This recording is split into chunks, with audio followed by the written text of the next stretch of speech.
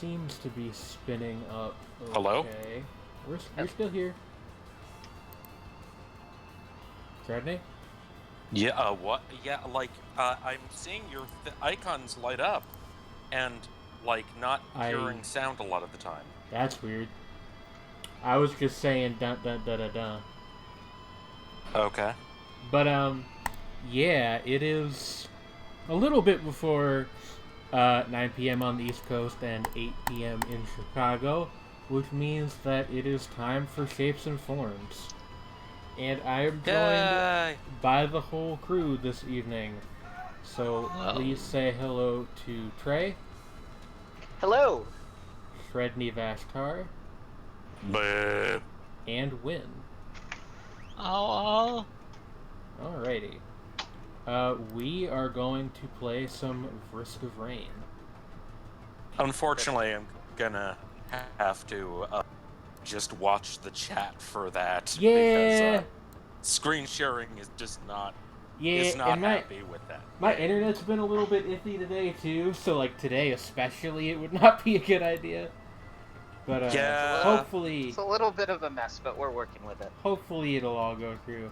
That'll be the first half of the show, and the second half of the show we will play Isaac. I wanted to do GeoGuessr today, but I have to do some stuff with my subscription to get that turned back on. So hopefully that'll be next week. No promises, but hopefully. Okay. I hit the single player button like an idiot. I think I'm the only person here yet, which is funny. You mean in the chat? You mean? Yeah. That's possible. Oh no! Hey, hi Avra. Oh.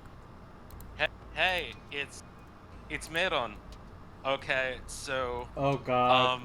Oh no! I don't even have anything set up yet. Can you wait until I'm into the game at least? Before you start talking about fucking logic again and turning my show into a nightmare world. I did it just for you, goddamn. For one of our most loyal viewers. Yes. I am providing the memes. No, I mean it with love. Maybe it's a weird sadomasochistic kind of love, but it's love. Oh god. I need to put our Faraday's friend on blast though, because you have now listened to what are widely considered to be the two worst albums by Logic, a fairly mediocre rapper to begin with, before you have listened to any of the Wu-Tang Clan albums that I recommended you a week or two ago. I have actually listened to individual tracks by but you listened to the entirety of Supermarket first. And unfortunately I didn't even listen to it in the intended order. METHOD. Because YouTube. Yeah. Sredni, you're killing me here. So...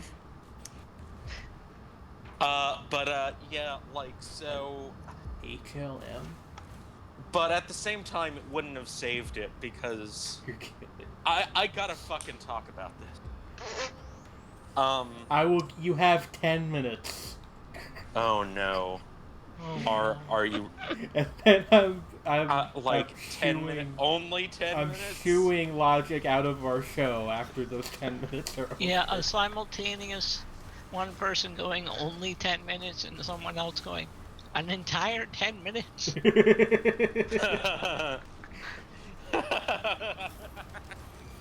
But, oh god, where to begin with this? So, some background on what Supermarket is. It's like a fucking prog rock album or something, isn't it? Like a No, one? okay, it gets better. So Logic, despite... He said that I decided after binging a bunch of books, despite not being much of a reader myself, I decided I would write a novel.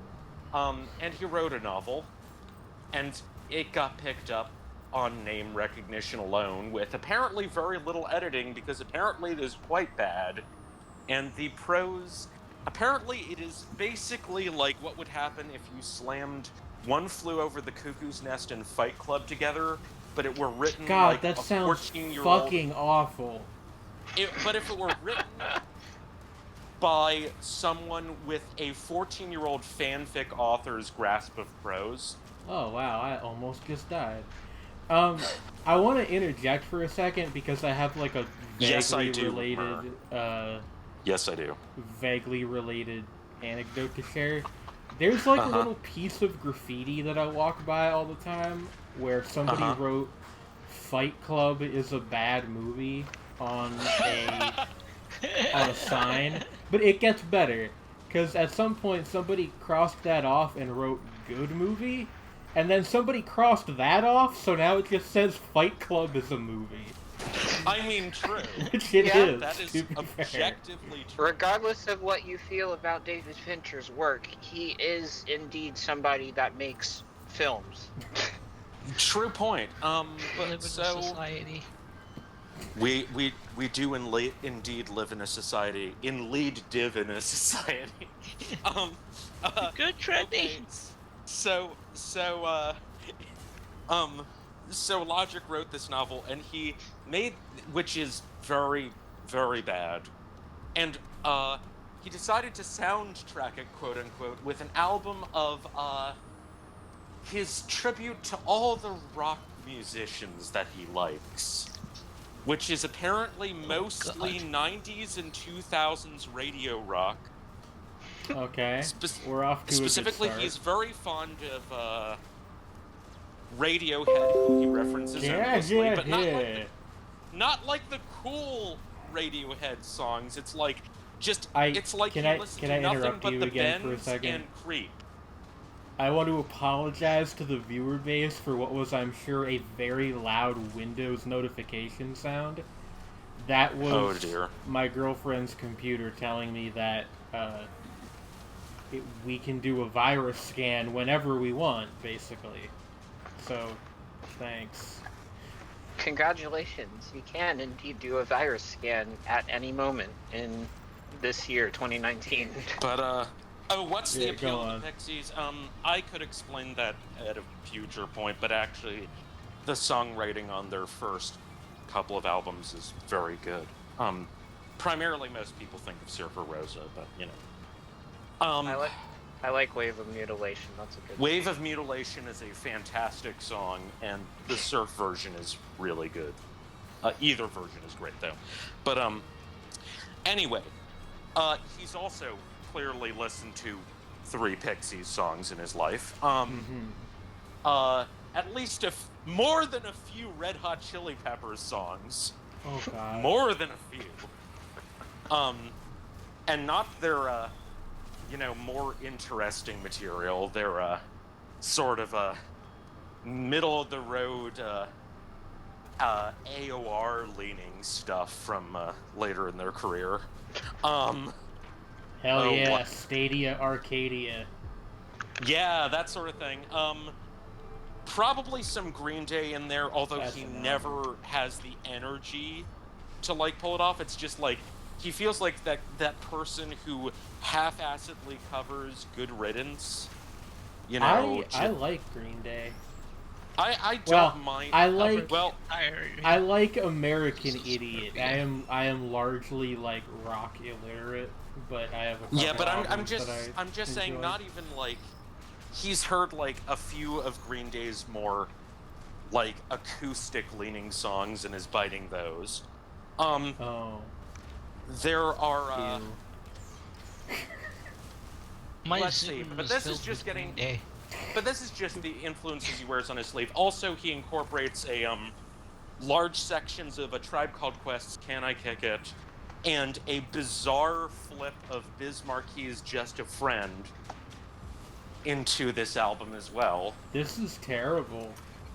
Um, Go on. But I'm not I even guess. getting into... The thing is, so Six handles most of the production, along with, of all people, Mac DeMarco shows up on 2 things and plays some instruments.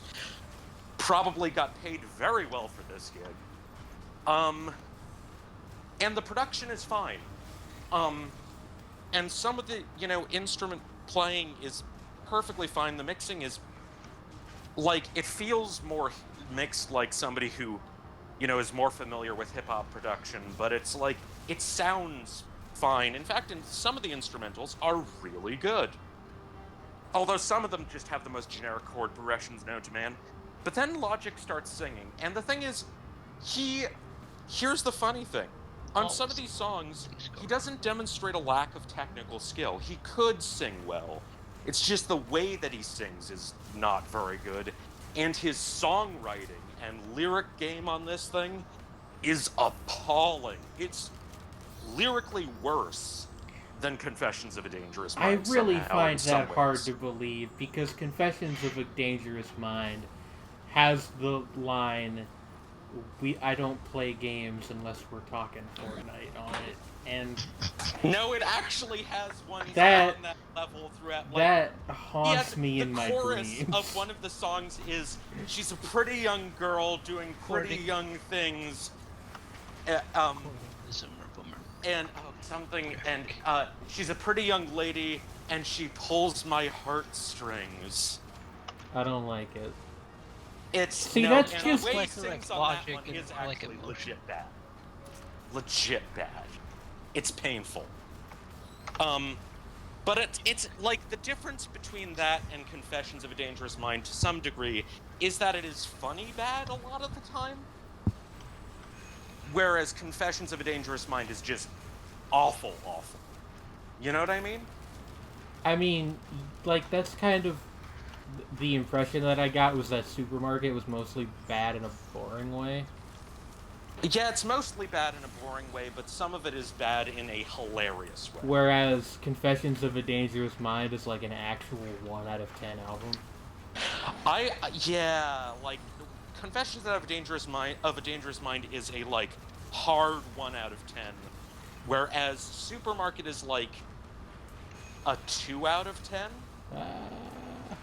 Like it's marginally more tolerable because some of the parts are, as I said, unintentionally absolutely fucking hilarious.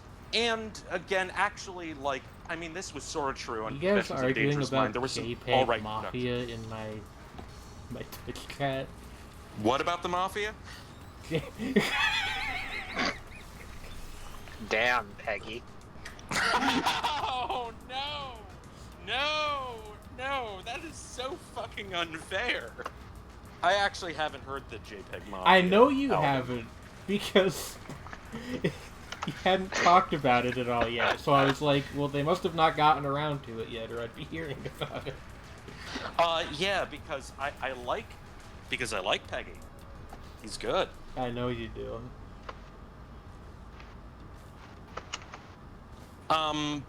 Too yeah, Zoomer. Too Zoomer. Isn't Peggy like 27 or something? Yeah, he's like, I think, older than I am.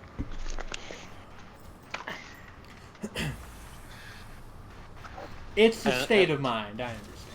I suppose I get what you mean, but like, I don't know, I think...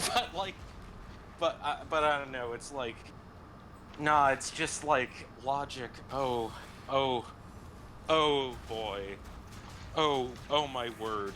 The title track of Supermarket is like, it would almost be a weird stalker song, but it sounds like it was written by a 14-year-old.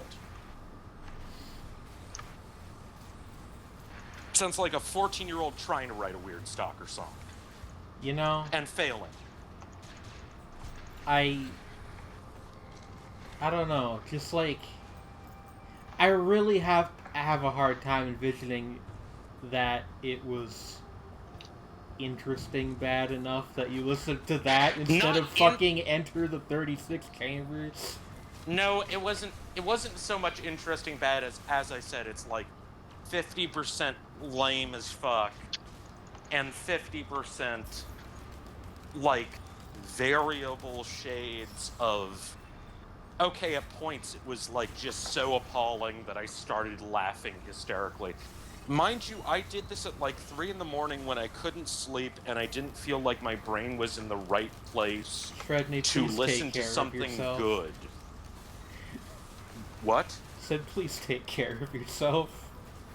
Yeah, I was trying to sleep, and then I was like, you know what? Fuck it. This thing is like, what, 50 minutes of lameness? You know- I'm gonna amuse myself while I try to sleep. I would love to criticize you for that, but I think that's the same mind state that I finished fucking Blood Sea in a few months ago, so, like... Oh, yeah. It's the same shit, just a different medium. But, like, I don't know. Basically, it's just, yeah, I don't know. I subjected myself to it out of, like, morbid curiosity mixed with, like, I'm not doing anything better. And, like, you know, I feel like I should be more awake. Take that goat hoof. I have enough goat hoofs. Okay. You know, if I'm gonna, like, listen to something good. Kind of like the same thing happened when I was trying to listen to, what is it called? Morton Subotnick's, Silver Apples of the Moon, which Dr. Robotnik? I've actually heard that album. Yeah, it's like one of the earliest electronic albums. It's very strange. It is deeply strange and it's kind of mostly beautiful. just a bunch of weird noises, but it's alright. Yeah. Yeah, it's like really weirdly pretty synth noises. Yeah. And just like really old school sci-fi sounding synth noises. We're talking like Yeah, like you could use it to soundtrack like a B movie from the 50s and nobody would bat an eye. Yeah, exactly.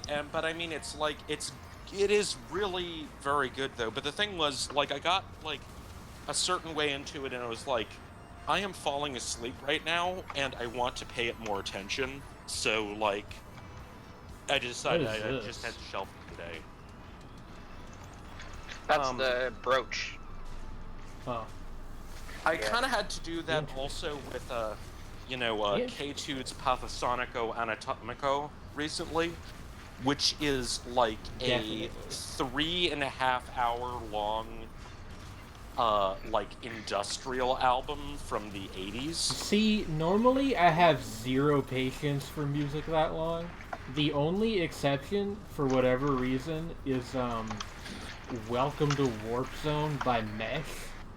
Which Yeah, is you've told me. a 4-hour mix of video game music that I've listened through end to end several times. It's just a very good album. Also, the Irate Gamer is on it. That's an actual thing. Oh dear, that's... Oh wow. Wow. That's a wow from me. Truly, this is a wow moment. Indeed. Alright. Beans on there. Yeah. Fucking anti-pop consumption. Oh no, Mur. Oh no. No. Myrmidon, no. Templates like that are forbidden. But yeah, what Avra said earlier about the Pixies is basically, or I'm never sure whether or not it's the Pixies, I because saw they're inconsistent about it. the Pixies conversation, and I just didn't say anything because I don't know if I've ever heard a Pixies song, or if I have, like... Really? Like, But not, yeah, I wasn't aware that it was them. That's accurate. They're interesting.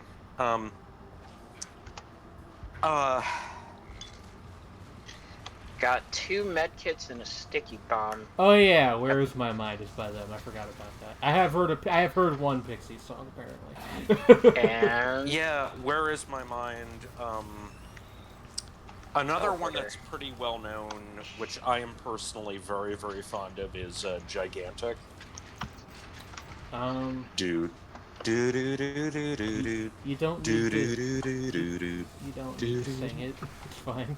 Sorry, It's that was okay. I wasn't singing it. I was doing the bass. You don't need to sing the bass line. Oh, God. Da da da da da da. Boom. You've heard as many Pixie songs as Logic Yeah, has. that's what I was reacting to. Yeah. Oh, fucking God. Got him.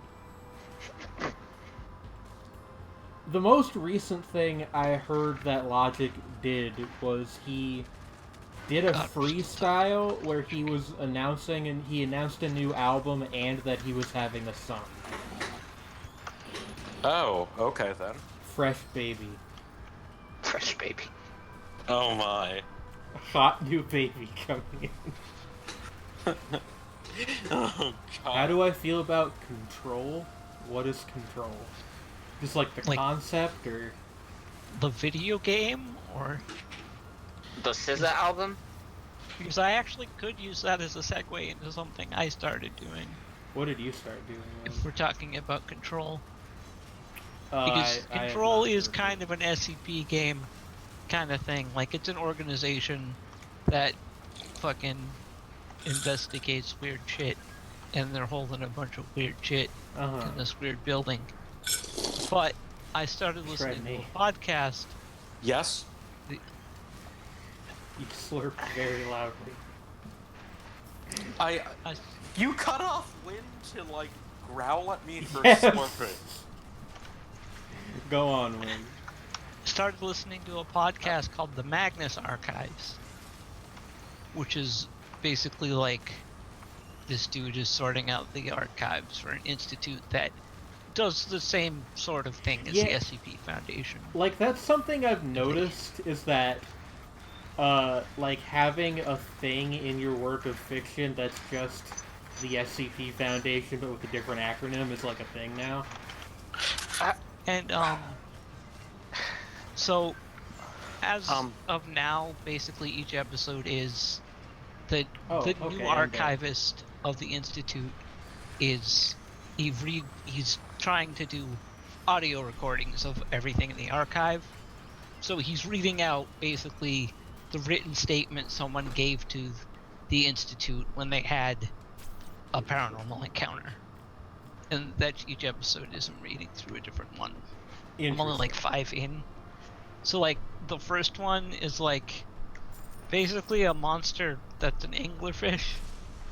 Like it was using a dead body and like puppeting it just out of an alley. And they never actually see the monster, but it's spooky. Spooky scary. It's the other one. Yeah, it's stuff like that. But yeah, like, to springboard off of that, like, that's a thing now, is like unrelated works of fiction will have just an organization that is the SCP Foundation, basically. And the reason I thought of that was because there's one of those in Witch Weapon, which is a mobile game that I started playing recently, which is extremely anime. But also there's just the not SCP Foundation. I mean, like, I will never stop fiction playing about gachas. organizations that government organizations dealing with paranormal threats is an older concept than the SCP Foundation. I didn't mean to take that. Oh, well, technically, well, the SCP Foundation isn't a government organization; it's independent. No, but you know what I mean. Yeah, no, I know, but like, the structure is very similar, and the one in Witch Weapon even is like, it's like the DFU something. Like, it's just, it's very obviously that. Yeah, but I mean, like, again, it's a trope that does predate the SCP Foundation. Like, the SCP Foundation is an example of that archetype. I think it popularized it in a way. It did popularize it in the modern Like, it's very clear that writers on Control have read some SCP Oh yeah, stuff. like, and Murr brings up another example, is Warehouse 13 is another one that kind of is, like, a variation on that trip. It's a good show. I haven't seen it in a long time. But I remember seeing, like, the early episodes were really rough, and then I saw a few much later episodes, and the much later episodes were a lot better. H.G. Like- Wells, but a woman, was a thing. Yeah, that In was that a show? thing, and is also like like More not like immortal H.G. Woman, exactly, if you but think like about has it. been around a really long time, and it's very odd. But I actually do want to talk a little bit about Witch Weapon because it's a very strange little game. Which is not, like, in of itself, that's kind of the norm for Mobage gacha game things. But, like, this also has, like, a weird gender bender plot that seems like it was ripped from, like a manga from, like, 2007. It's just very peculiar. Also, the soundtrack is really, like, mostly is really smooth American R&B, which clashes so badly with everything else about the game. Smooth what? American R&B. Oh dear. Like you'll be in a cutscene and there'll be like Corrine Bailey Ray playing. Okay then. It's That's just a strange juxtaposition. Also, the translation is terrible. I mean, I'm just remembering now, like, you know, like watching stuff of people commenting on like, you know, upcoming anime and things, and just like seeing some of the mal descriptions of anime that clearly were just run through Google Translate, or worse. Run through Bing Translate. Bing Translate. Oh God, yes. I don't think that's a thing, is it? Oh, It it is. unfortunately is. Oh, Yes, It is, Microsoft and, gave, Yeah, That's Twitter- Twitter Microsoft uses gave it it the college sometimes. try. Twitter, I don't know if they still do, but Twitter used the right. Bing Translate for the Translated translate by button. Bing. Yep, I forgot about that. That was horrifying. They switched to Google about a year ago. Yeah, that's right. Yeah, I mean, I don't know. I'm like, it seems kind of inconsistent on their mobile app, Hmm. but I don't know. There's a wildly furry anime coming out called Beastars. Unfortunately, Beastars is being held prisoner by Netflix, so no one will Yeah, talk about I mean, but it is worth noting. Yes, it is it's bizarrely enough a very popular shonen series. I thought it was a seinen series. I might just be wrong. It's but- in Shonen Champion, which is kind of on the borderline. And Yeah, usually that's one of those weird ones. the magazine something is in determines what you consider it's. Well, yeah, but I thought that it. Well, it's let me Shonen look it up. Champion. Like, despite the name, is Shonen Champion not a seinen magazine?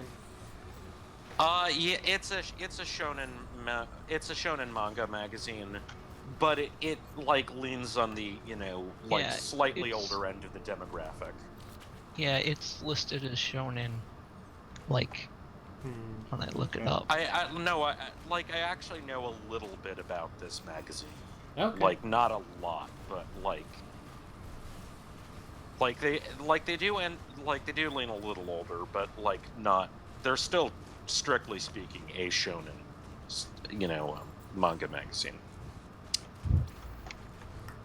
But yeah, unfortunately, like, it's one of those, like, this happens with anime sometimes, where there will just be like a couple things in consecutive seasons that just happen to share similar subject matter, because brand new Animal comes out next year, and that's also like furry societal thing. Hello? Huh? Yeah, Yeah, I'm here. Everybody went dead silent. I was just looking up the manga Gone, because I was trying That's, to. the And thing with yeah, the oh dinosaur. yeah, this is what I thought it was. Yeah, it's the one with the little T-Rex doing stuff. The farts. He was in Tekken 3, I He think, was in And he Tekken farts. 3. Thanks. as for a that. guest character. It was very weird. And he farts. Stop. I just feel like I have to get this across. I already have a set of armor-piercing rounds, so that one can be yours if you want it. And wait a second, it was made into an anime series in the 2010s in South Korea.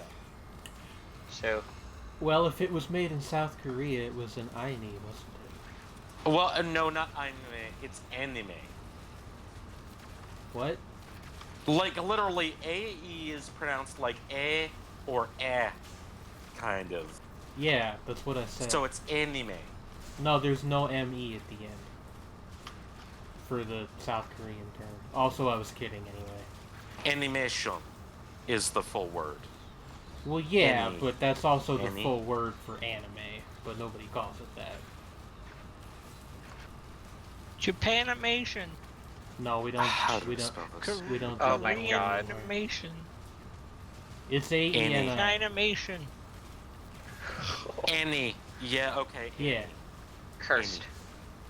But sorry. Yeah, I think the Gone cartoon was like a 3D CGI thing, and I don't think it was very good. I don't really remember.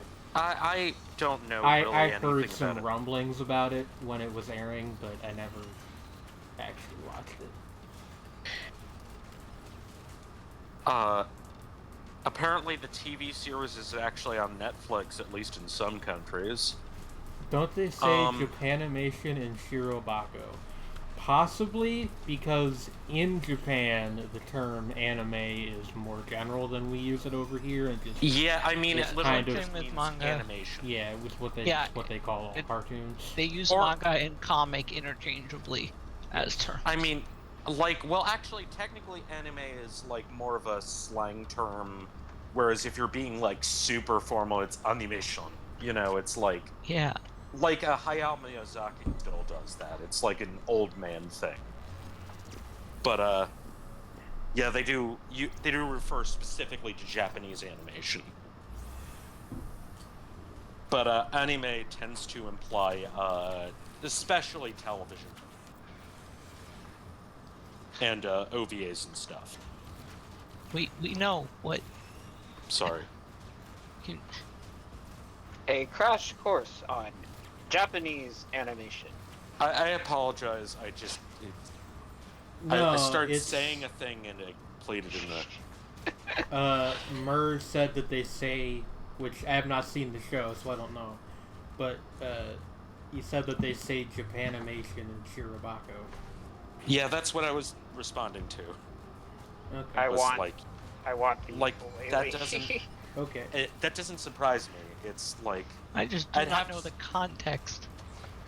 But do you know Shirobako? I know what Shirobako is. Yeah, I know what it's about too. But I've watched the first couple episodes. I think. I do not. I have not seen that scene. I have been meaning to because I've heard it's really good and interesting. I like that studio. I can't watch anime that are just about like people with jobs. I can't. Like, it's a weird complaint, and it's not really even a complaint. It's just like. It also reminds me, I never finished Sakura Quest. Same which thing is also with VA Works. That's that and Shirobako, and there was a third one. Were like part of a. Sort of like a pseudo trilogy, right? That's the one about the girl with the shitty mom and she ends up moving in with her grandmother at the inn, right? That's the other one that I'm forgetting the name of. Maybe I don't remember the name of it either. That I have watched. Maybe. Really? Mad what? Mad. I actually can't read that. Mad Men.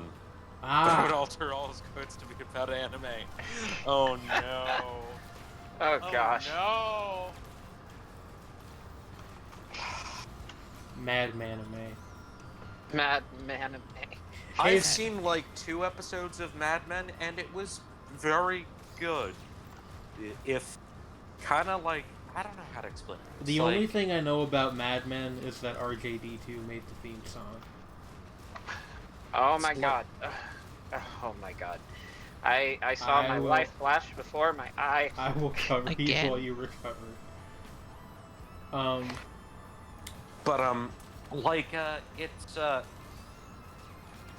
it is a period piece that is not flattering to I its remembered period. I found it. It's Hanasaku Iroha is the one I'm thinking of. Yeah, it's kind of a mouthful. I'm not surprised that one doesn't stick in my Hanasaku brain too well. Iroha is like... I thought that one was a little older. Well, I think that's like the first one, right? And then Shirobako and Sakura Quest are more recent. Yeah. Oh, okay, that makes sense. The thing is that, yeah, I don't remember what the and then, connection is between them. They're just, I forget what people call the three, but they're just, like, thematically similar, and they're they are, especially... like, a lot of the same people. God, remind me of the last one's title again. Shirobako? Wait. What do you mean? Not Shirobako. Sakura... The last one chronologically, or the last one mentioned? No, the last one chronologically, Sakura blank. Sakura Quest. I was thinking that because there's, the thing is that title-wise, the reason why I was confused was also because I was thinking that Sakura Quest was the title of what is Sakura Wars, which is another show which I can't remember anything about. Very different. Yeah, very that's different. About, it's like a mech series, right? Yeah, it was visual novel type strategy thing. Yeah. It's like the game's weird... getting a reboot.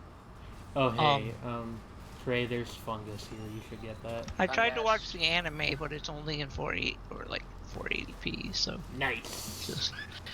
Oh man, that is very true, Mer. That's extremely. I actually have to share like a similar story. I've been trying to watch Rolling Girls, which is mostly forgotten series from 2015 that I think is very interesting. Finding like good quality uploads of that show is a nightmare. Like, I don't know if it just wasn't popular enough Have for you people tried to do... torrenting? Yes. Oh. Yes. No, that's what they meant by downloads. Yeah, I'm talking like every possible venue I could think of. Like XDCC's direct server downloads, like scraping sites. It's not legally, as far as I know, up anywhere anymore.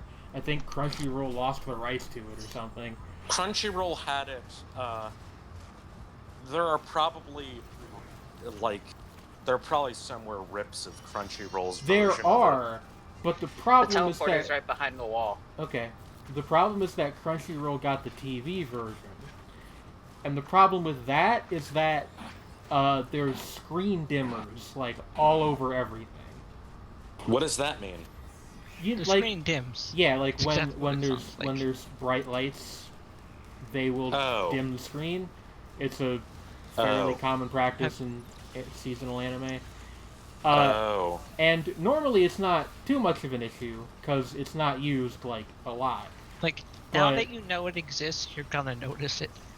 Oh no! I don't know if Sredni watches enough seasonals for that to be really a concern. Good point. But like the thing with Rolling Girls is they're extremely excessive. Like anytime the screen gets even slightly bright, like we're talking like entire halves of episodes will be dimmed, and it's just really distracting. Yeah, because it is very brightly colored.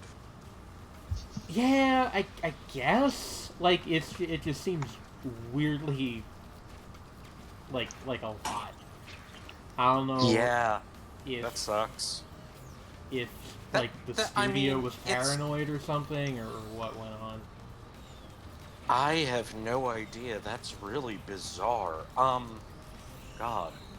I did find like decent rips that don't have that, but they've got a huge honking watermark in the corner. So like it's kind of a pick your poison kind of thing. Those are the ones that I've been watching, and because it's more tolerable, but it's still very irritating. I mean, to be fair, that's more like, in some ways, like if you were watching it on television, but magically without ads. you just tolerate the, ident in the corner or whatever the hell it's Yeah. called. The bug. The bug. You know what's weird is, like, a lot of streaming services get their copies of anime, like, directly from... What is this? Bonus damage to nearby enemies. Directly Oh my from fucking god, Murray. networks. Why did you do that? No! And despite that, they tend to not have the ident bugs on them. I don't know how that happens. Week after tomorrow is Black Fox. Pardon me. What's up? What's happening tomorrow? A week after tomorrow is when Black Fox is out. Yes. Okay. Do you know what Black Fox actually, is, Sredni? Actually, it really is. What's funny is that you mention it, is that it is actually... I'd been reading about homicide life on the streets for, like, years, and I'd heard good things about it, but I've never actually seen an episode, and it is not particularly easy to find.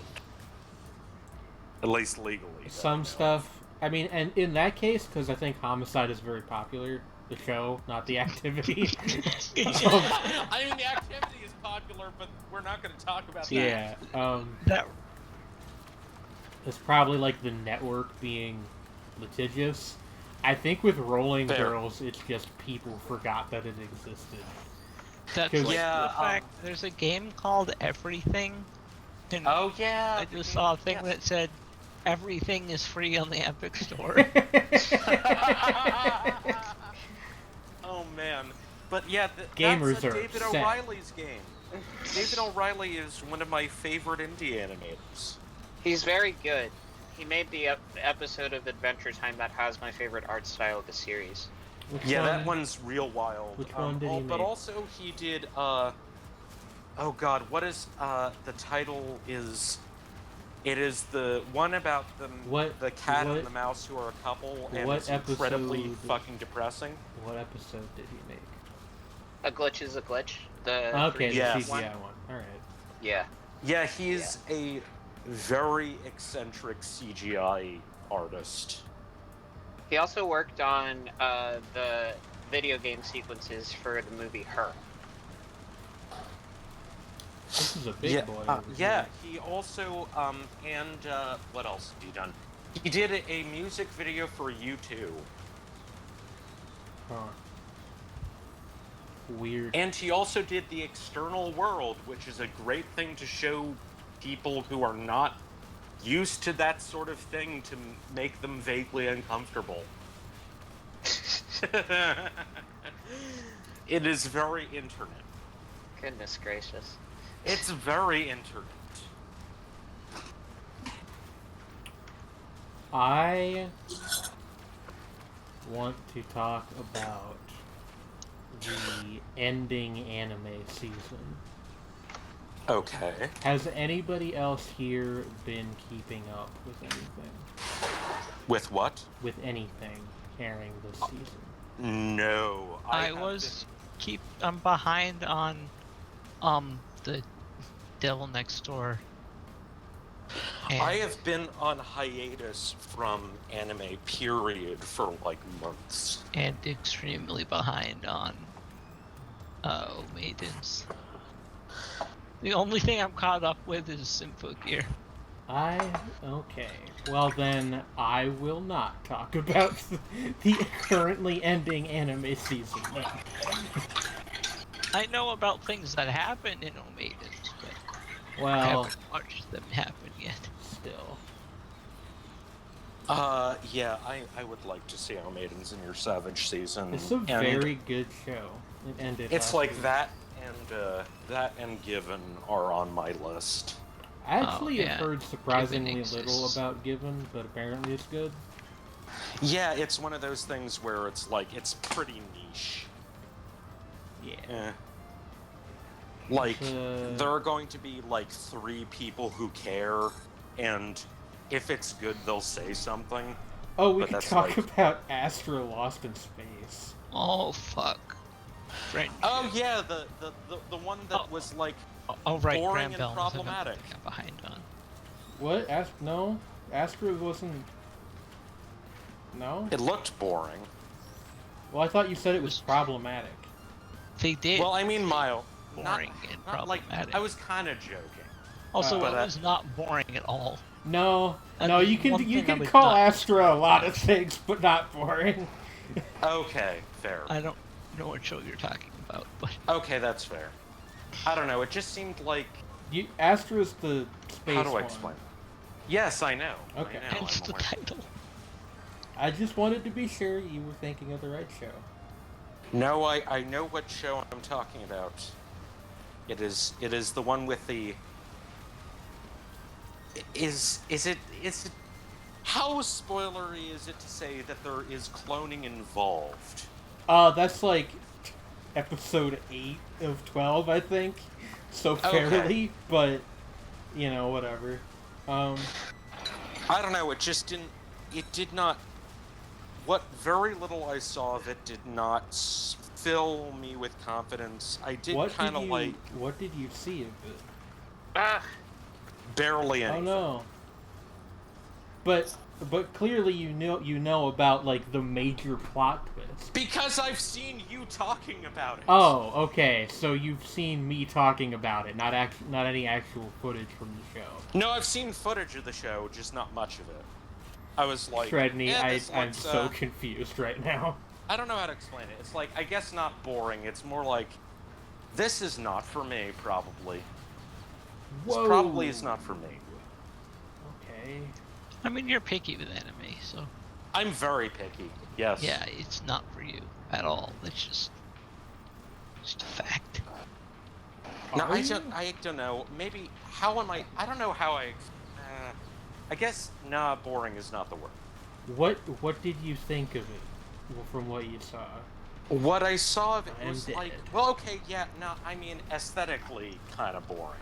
Yeah, okay, aesthetically kind of boring. Yeah, I mean it's not fucking Kaiba. No. Yeah, it's like it's not. Yeah, and also you do need to finish Fibrain. Oh, by the way, Masaaki Yuasa is doing a spin-off of Crayon Shin-chan. So no, I want to talk about Astra though, because. But okay, anyway, yeah, but it was just like I don't know. It seemed like the premise seemed kind of played out.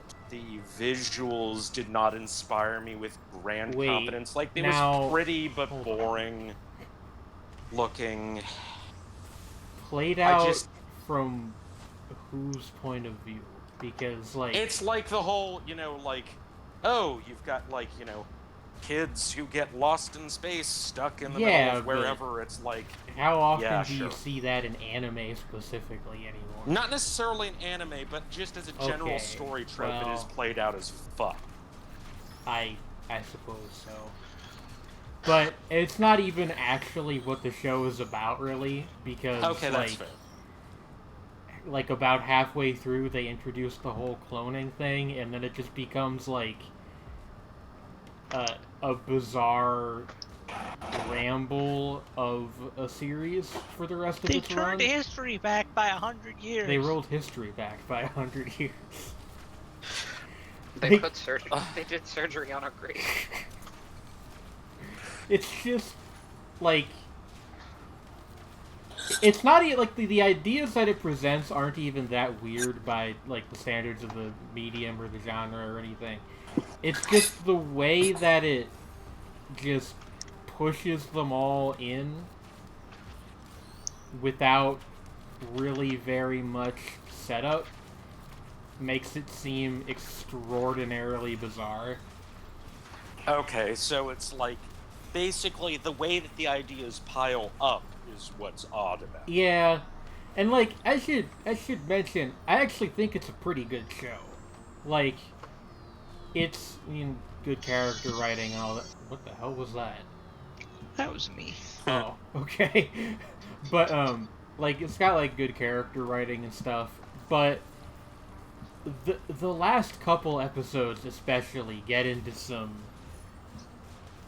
just like near Code Geass levels of what am I watching and why. Like the whole weird thing with the...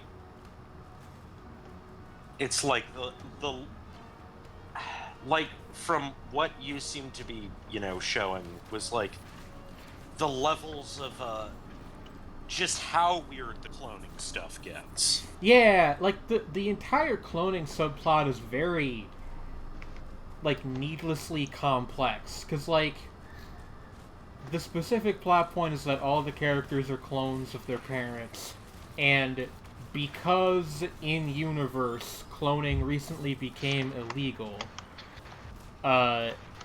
their parents now conspired against them.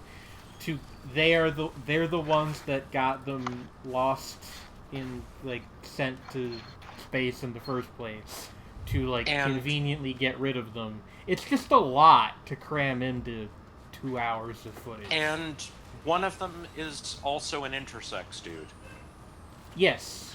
That's not even, like, really relevant to the cloning thing. And it's not even relevant. No. Like, I mean, it's good that he's there. Yeah, good for him. Characters handled very well, actually. But it's not really... Like, it doesn't really have any bearing on anything.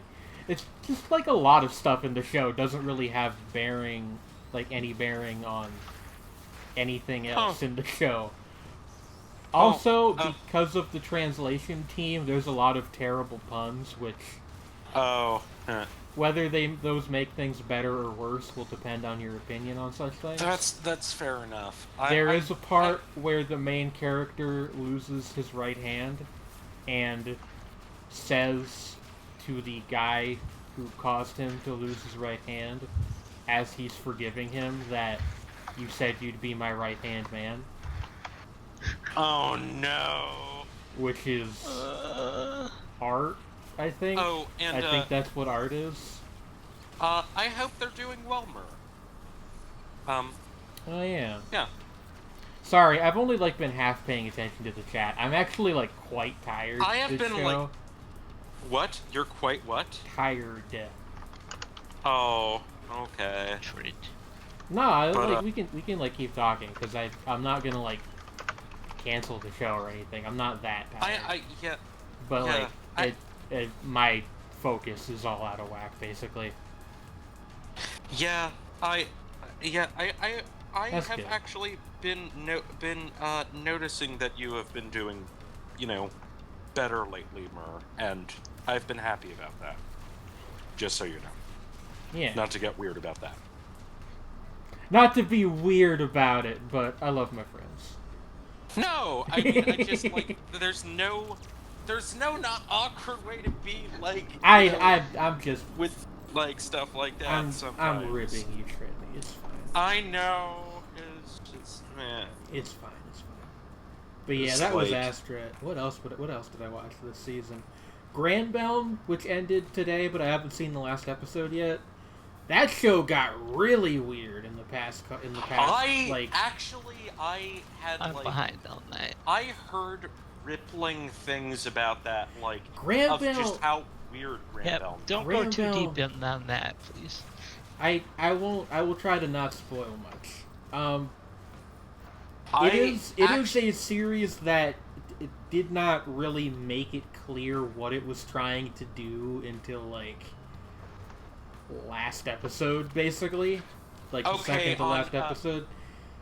How many levels of Madoka are we on? I would actually when the show was premiered, people compared it to Madoka because the hair colors of the leaves, and I thought that was just people being surface level, and it was, but it also actually super is Madoka, but with mechs. No, Madoka, but is angle, basically. But at a different angle. I would describe it almost as Madoka, but backwards, to put it in the most confusing terms possible. Okay, a little more context would be good. Okay, so... I'm trying to think of how to phrase this without just, like, spoiling the entire show. Okay. Like... So, to state the obvious, Madoka is the main character of Madoka. Yes. In Granbelm... Alright, yeah. The Madoka equivalent character, Mangetsu, who is ostensibly the protagonist, is not really. Yeah, but neither is Madoka in Madoka. Like, Homura is the main character. Yeah, okay, so, like, the way I would put it is that Granbelm does that too, but in a way that seems like a commentary on how Madoka does it. Which is very, like... it's a very referential show. I honestly wanted to see it when I first saw the previews, and it was like... It's this, like, very colorful, slightly dark-tinged magical girl show with little bit more mechs for some dark. fucking reason. But, you know, again, not to spoil anything. It goes to some very interesting places. Like, it seems like it also gets intense. Very much so. Which, again, I don't want to spoil. I like those sort of shows. How it gets intense, because that's sort of like a big plot twist. But it's weird. Like, it like really is like Madoka again, but from a different angle. Huh. Also, yes, there are giant robots, and they're cool looking. It's like, I'm not even, like, especially a giant robot person. I am! Yeah, I was about to say, Wynn is our resident mecha person here. Well, Jane's got super robot knowledge, but... Yeah, they're more super robots than like, the Gundam-y kind of stuff.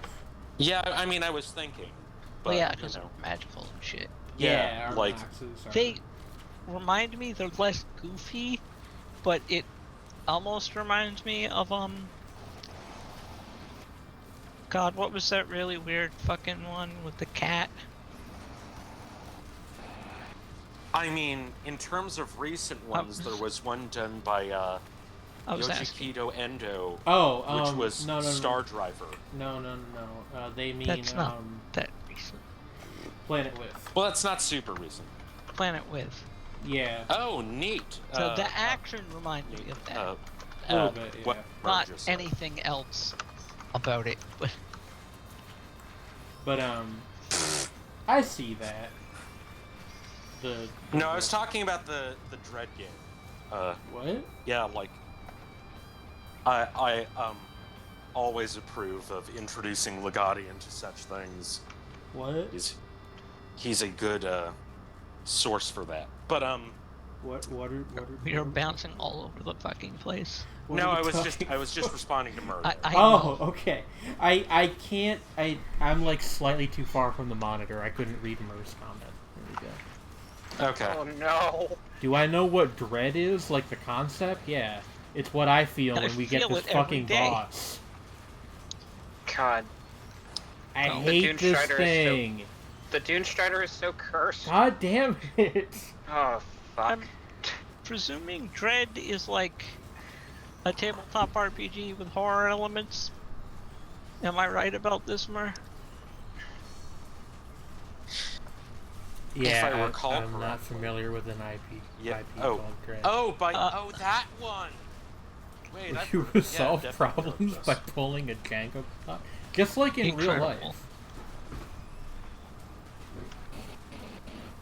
Oh no. Oh no. Interesting. God, leaping lizards. That's really great. No, I am That so sounds for incredible. this. Yeah, that sounds like art. that is like tabletop gameplay as art. I am very here for this. Yeah, but going back to Granbelm, I do think it's a good show. Yeah, I don't know if I'd put it. I would probably put it like top. Well, okay, obviously top 5 of the season because I've only kept up with 5. But I wouldn't say it's my favorite one of the season, but it's pretty good. And depending on what your tastes lean to, it could be somebody's favorite show of the season. That is fair. There are some extremely strange undertones with the main villain that I don't like very much. How so? I can't really say without spoiling anything. I'll actually catch up, and Jane can be more specific. Yeah, it just goes to some odd places that I'm not super fond of. Although I actually do like said character. We could talk about Symphogear and just, go all in on that. That series ends 2 days from now. Symphogear is one of those things that I don't think I'll ever be on the train for, not because it seems like bad remotely, but I just don't I quite get it. I don't think you'd like Symphogear, really. It just doesn't seem like something I get. It's one of those things where you either get it or you don't. The moon is a computer. I mean, that's not... The moon is a computer, and we have to blow it up to fix everything. No, but it turns out we don't have to blow it up, because that's what the villain wants. There's, the moon... Holy shit, you killed it. I was, not paying attention, and the second that I started paying attention again, it was dead. Good job, Trey. Yeehaw. Yeehaw. The entire series is predicated on the fact that a woman wants to fuck God. Okay, fair. Throughout Symphogear, there's a toggle of, do we want to blow the moon up, or do we want to stop people from blowing the moon up? It is legitimately a great series. It's also, it's not stupid. I don't like it when people call it that, but it is very silly. Yeah, there is a difference between stupid and silly. Yeah. It's a lot of decently considered themes in Symphogear about, not falling prey to fascistic ideology and things like that. But also in the season 3, the first episode of the 3rd season, they do punch the top off of a mountain. That is pretty good. It's pretty good. Yeah. K2 that is pretty good. Yes, a specific. It goes from the mountain. 2nd tallest mountain in the world to the 3rd tallest mountain in the world. They make a joke about that. It's really good. It's a very good franchise. They blow it up, and then they blow up part of it, and then they cut back to their command ship thing, and the dude at the console is like, "I'm updating the mountain. I'm updating K2 to the 3rd tallest mountain." Dude's just on Wikipedia doing God's work. Is that the ninja guy that makes that joke, or is it somebody else? It's the other guy that sits at the console. Okay. He's a different person than the ninja guy. Yeah. But I keep thinking they're the same person. Yeah. Oh, there's... Actually, something that says a lot about Symphogear is that there's, a ninja secretary guy, and he's not, an important character at all. Oh, that is pretty good. He's one of the most important men, and he's also not important. Yes. The only important guy in the entire series is Genjiro. Incidentally, regarding what Mur said about, the Doctor Who thing about the egg, the moon being an egg that might hatch, Oops. There's actually a whole thing in, I can't remember, is it Lovecraft or Clark Ashton Smith? Although there is obviously huge overlap between the two because they borrowed each other's everything. Where there is a god that lives in the moon that just wants to be left alone. I believe that is Ashton Smith, because that doesn't sound like any. I have a deep well of Lovecraft knowledge, and that's not in any of the Lovecraft If it is, it's like one of the Dreamland stories.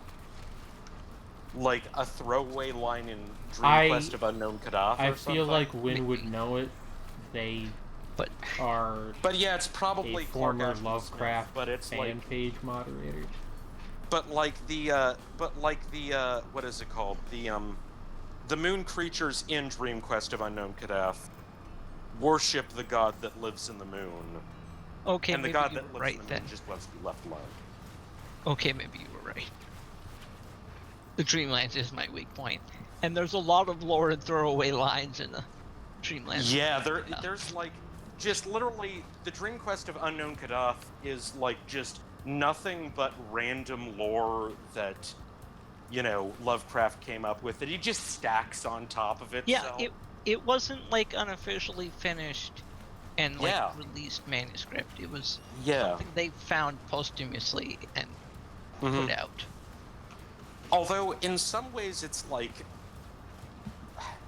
one of his more fun things. Yeah, it is. But it's also like I know what you mean. Dense with but nonsense. It's in a really good way. funny to me to describe anything Lovecraft wrote as fun. I mean, it is. I know what you mean. Yeah. It's just a funny juxtaposition. Dreamland. It's like, yeah, it's like this bizarre romp about this guy trying to find like this nostalgic thing, and now it's very important to him. But it's very symbolic. Let's knit but this also all gets together. lost when stuff happens. Are there any Lovecraft references in Symphogear? There might be. There's a lot of things in Symphogear that just like aren't important. Wait. Or stuff that Cats is doesn't a seem spacesuit. important. I'm not sure. But what then you it mean. does. Like the fucking our protagonist got blasted with a laser and now they are free of original sin thing. What? Don't worry about it. Yep.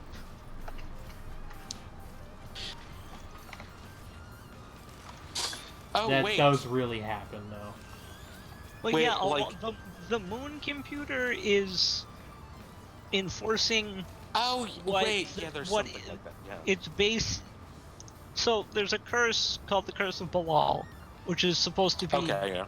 you know, the curse when God struck down the Tower of Babel and destroyed the unified language. That's a whole thing in the show. And the thing keeping that going is the moon computer. Yes. What? We find out this season that the reason humanity has been like they're not able to fully connect, because if they do, the villain of the current season would come back. And the villain is. The villain is. The villain is a there's an alien race. Mesopotamian goddess named Shem-Ha, who, Yeah. which is like such an obscure mythological reference that I had to look it up. Yeah. Oh, what goddess? Mesopotamian. Okay, yeah. So the aliens that created a whole bunch of technology and shit are the Anunnaki from like Mesopotamian mythology. The kinds of ancient aliens I have one we already. talk about. Oh, okay. And one of them basically like turned heel, and that's the villain of this season. Yes. Also, there's a And guy. the moon computer was activated to Yeah. keep them from reviving. It's a whole thing. Like that's the most recent season. There's a ton of stuff that just like from previous seasons that is not relevant really anymore. But They killed what was basically Satan. they killed Satan. Okay. There's a They whole killed Satan. there's a whole thing about alchemy, which the way it works in Symphogear is like not describable because it's See, so much basically, nonsense. the conceit is that our So, like, Surgery our on the human satanic science is basically like a shitty version of what is alchemy. of true alchemy. Okay. True alchemy is a step beyond, and All right. Fair enough. It's going by the conceit of any sufficiently advanced technology is indistinguishable from magic. That's actually totally fair, honestly. Like, I like that angle. It's a thing that the show, like it's present, but not really played out. It's just taken as true. It's and very. Then that's kind of like what And then that alchemy itself is a step down from the Anunnaki's technology, which is from the called which so I it's like really just Sumerian. need to point out is called impossible physics. Oh, which fun. is not a combination of words that means anything. Yeah, that's the thing beyond alchemy. Is alchemy too. But I was gonna say that actually the whole sufficiently advanced technology resembles magic thing. That's kind of a big part of the premise of Razafon. Well, so, I could, from a little bit I watched of that. Razafon is really, really good. It can be a little bit opaque, and although it somehow makes more and less sense the second time you watch it. Now, it's very bold of you to assume that I've ever seen an anime more than once. I've seen Utena like 3 times. So I've seen Kill la Kill 4 times, and I think that's the record holder. No, it's not. I've seen Lane like fucking a lot, probably. At least. I watched Oseki how many? 23 times. Like, how many times have you seen Lane exactly? Like 12 at least. Holy shit! There was a time for a while where I watched it again, like every couple months. I mean, it's a good show, and it has layers, but it has a lot of like most series are not that rewatchable, which is not a knock on them. It's just like Lane is extremely good. I mean, Utena is the same in that respect. It's just that it's 3 times as long. Well, yeah, that's another thing that makes Lane easier to watch multiple times, is that it's short. Yeah, Utena is harder to do that with, but but at the same time, every 6 months to a year, I go back to Utena because I get bored and I'm like, I want to watch something familiar, but I don't want to get I want to work for it a little bit at the same time. Shout out to be consistently entertained. Shout out to the fact that I have the 20th anniversary Ultra Edition Blu-ray box for Utena, and I haven't watched it yet. Neat. I'm going to and I have not watched the show yet. You will, I think, enjoy Utena. It is. I mean, again, I've watched it 3 times. It's really frigging good. I hope so. You know how much fucking money I spent on that thing? What? Can I ask you a question? Yeah. Why did you buy it if you've never seen the show? That's like a collector's item. Have you seen any other Ikuhara? That's the question. Probably. Yes, I have watched. The bear one. Yuri Bear. Oh, you've seen Yuriko Marashi. Also known by the alternate title Lesbian Bear Storm, which is the best title an anime has ever had. Yeah, it's just Yeah, that's literally the name. Now that I think about the words in it, that you're it's also Arashi.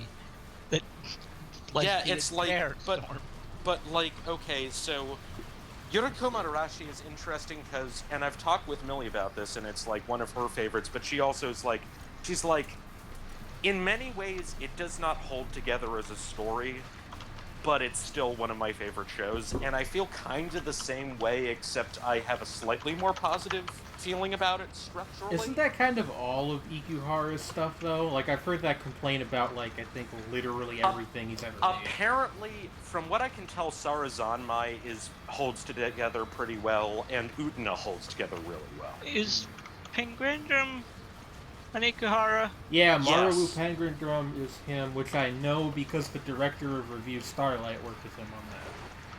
Yes, it's God, I love Review Starlight so fucking much. Review Starlight is like if you love Review anime Starlight, of the decade actually Utena is thing. probably more comparable. Yeah, like than I bought it Pickwick because I was like, I am going to watch this, and this seems like something I'm going to enjoy. I see. And also, I'm irresponsible as fuck.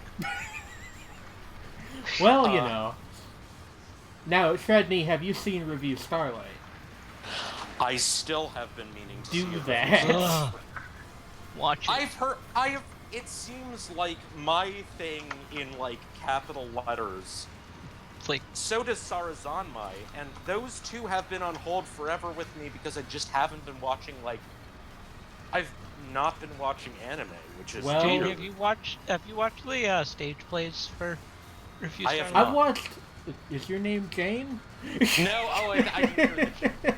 You never even watched the anime. Why would you... Okay. Anyway. I've seen, like, some of them, but it did not really grab me the same way the show did. But that's just, like... I'm just mad because I want the school from the second one to be in the game. Oh, man. Because Seiran Academy is not included in the mobile game.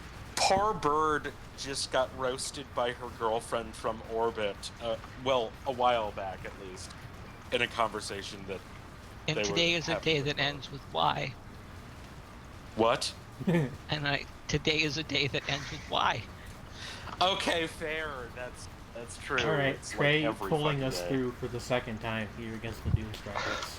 But it's just like, that's... Holy shit.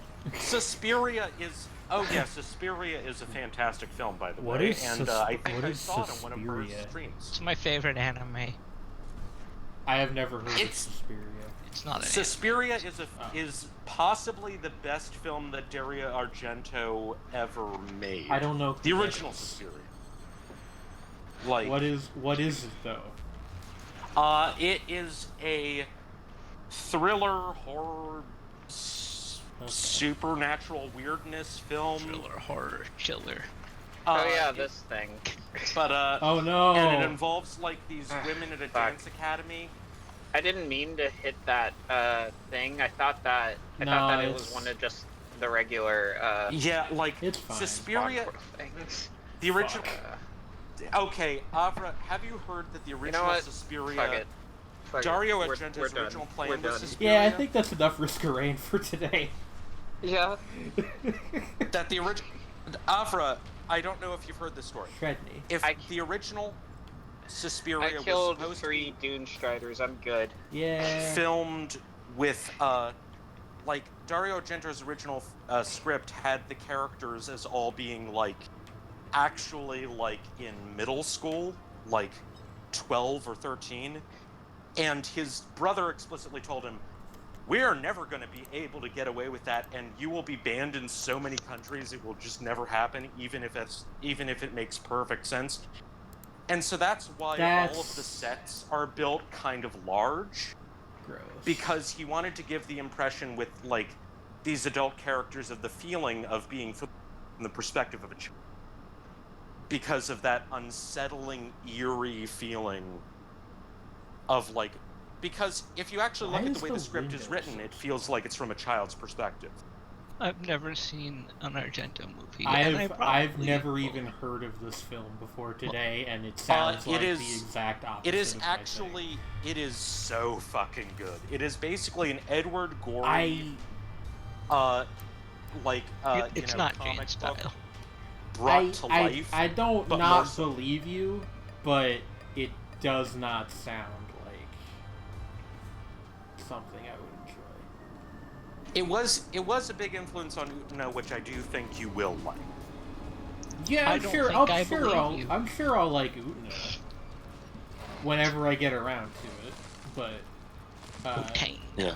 you know, like chains of influence go back to the dawn of the mediums that they're involved with. So like, I don't need to see everything that's influenced everything. But yeah, like Unless I want to watch the entire run of fucking Space Runway Idiot, which I don't. But okay, yeah, Avra, you got what I was saying, right? It was like, yeah, it's like, That was fucking. It's like, because I can totally. So what? Okay, actually no. I have to further explain. It's like, so all the sets in, like as I said, all the sets in Suspiria, like, they intentionally made the doorknobs higher in like rooms, and like the windows are even bigger. It's like really disconcerting. I don't that's understand. Not telling us anything about the movie. Well, fortunately, they said it was a thriller. I kind of get the idea, but like, okay. Sorry, it's fine. Rambling about stuff is what this show is largely for. But point. Just like your comment about the door frame, and this is not unique to you, to things you say or any specific comment about any specific movie. Whenever I hear something like that, I'm just like, wow, I really don't understand live action film at all. Like I just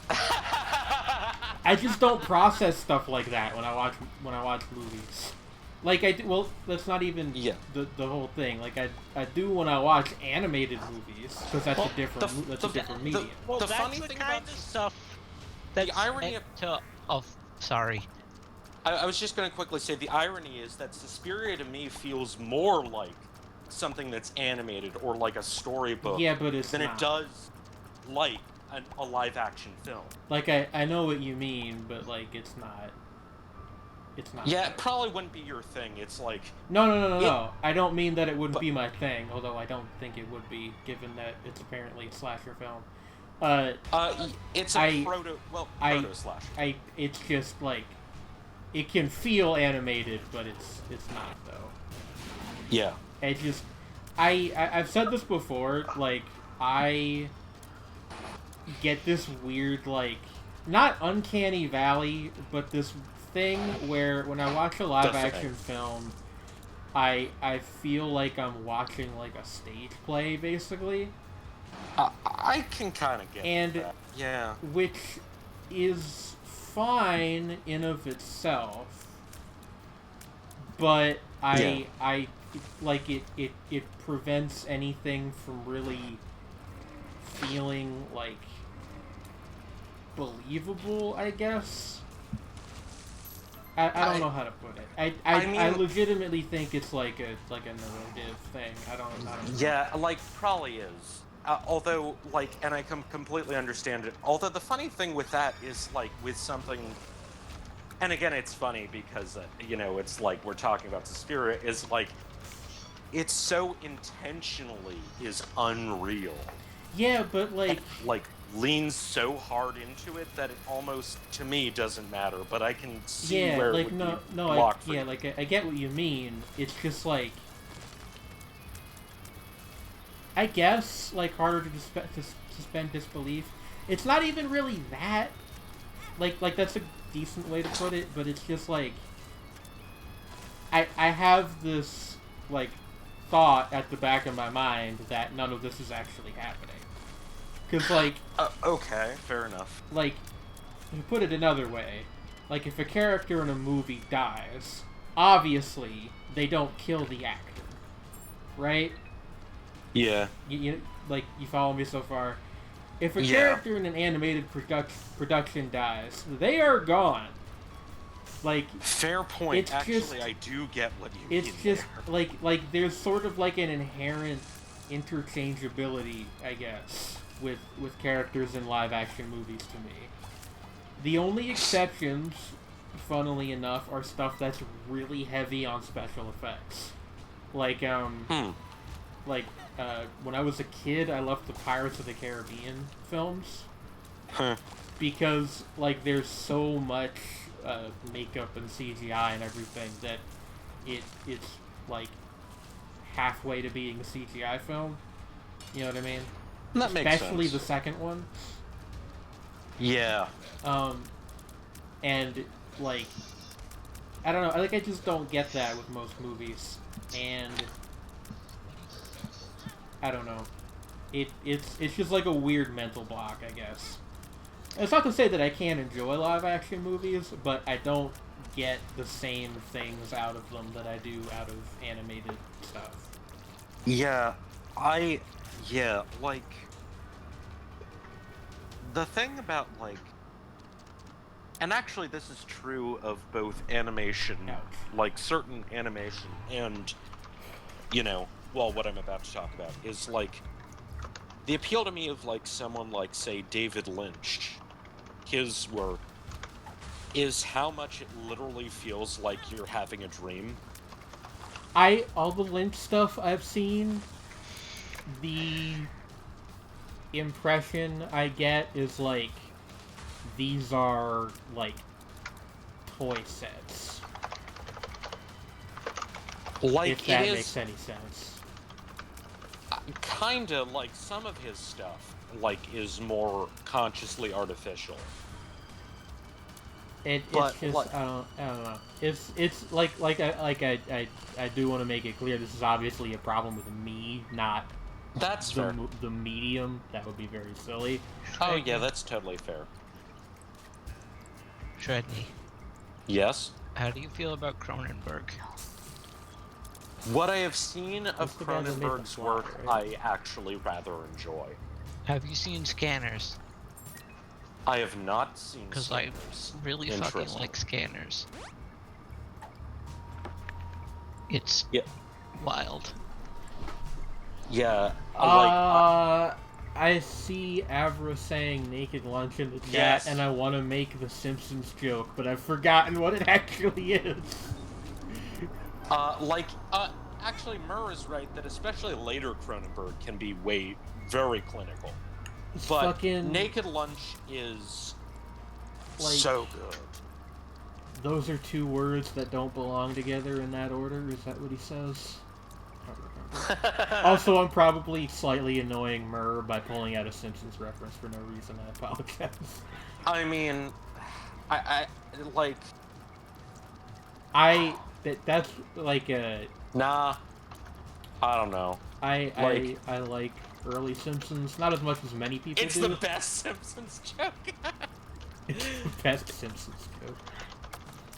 At one point, that isn't the in Scanners, the character realizes my power involves connecting to people's minds and controlling things that way. A computer is basically a brain. And then they do a thing that only makes sense in the era this movie was made. They go into a phone booth and they use their mind to hack the computer system of the corporation using their brain.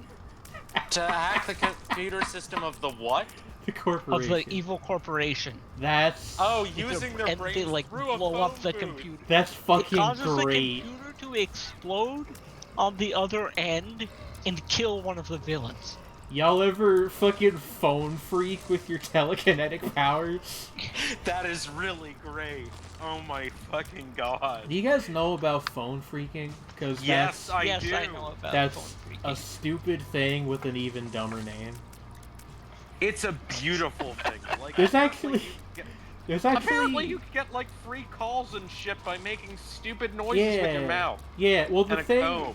thing that always kills me is, of all fucking things, Captain Crunch, the cereal, they gave away a whistle as like a free toy. Oh and man.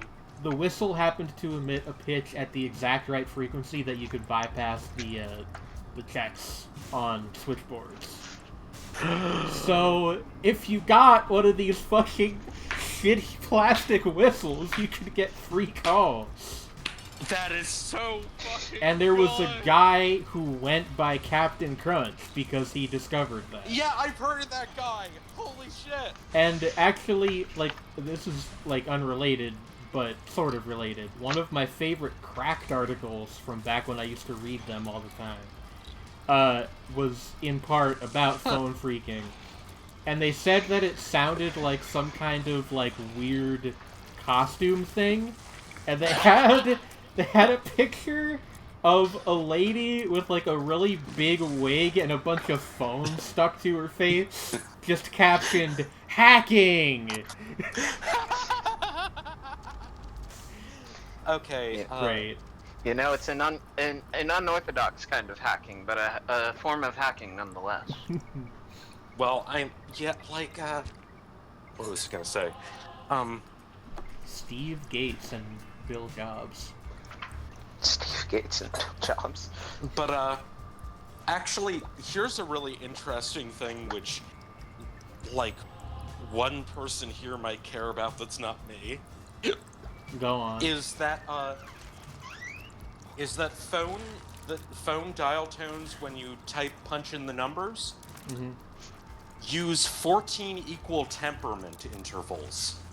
Huh. Yeah, okay, I don't know what that means. Trey's indicates that he knows what I'm talking about. Vaguely.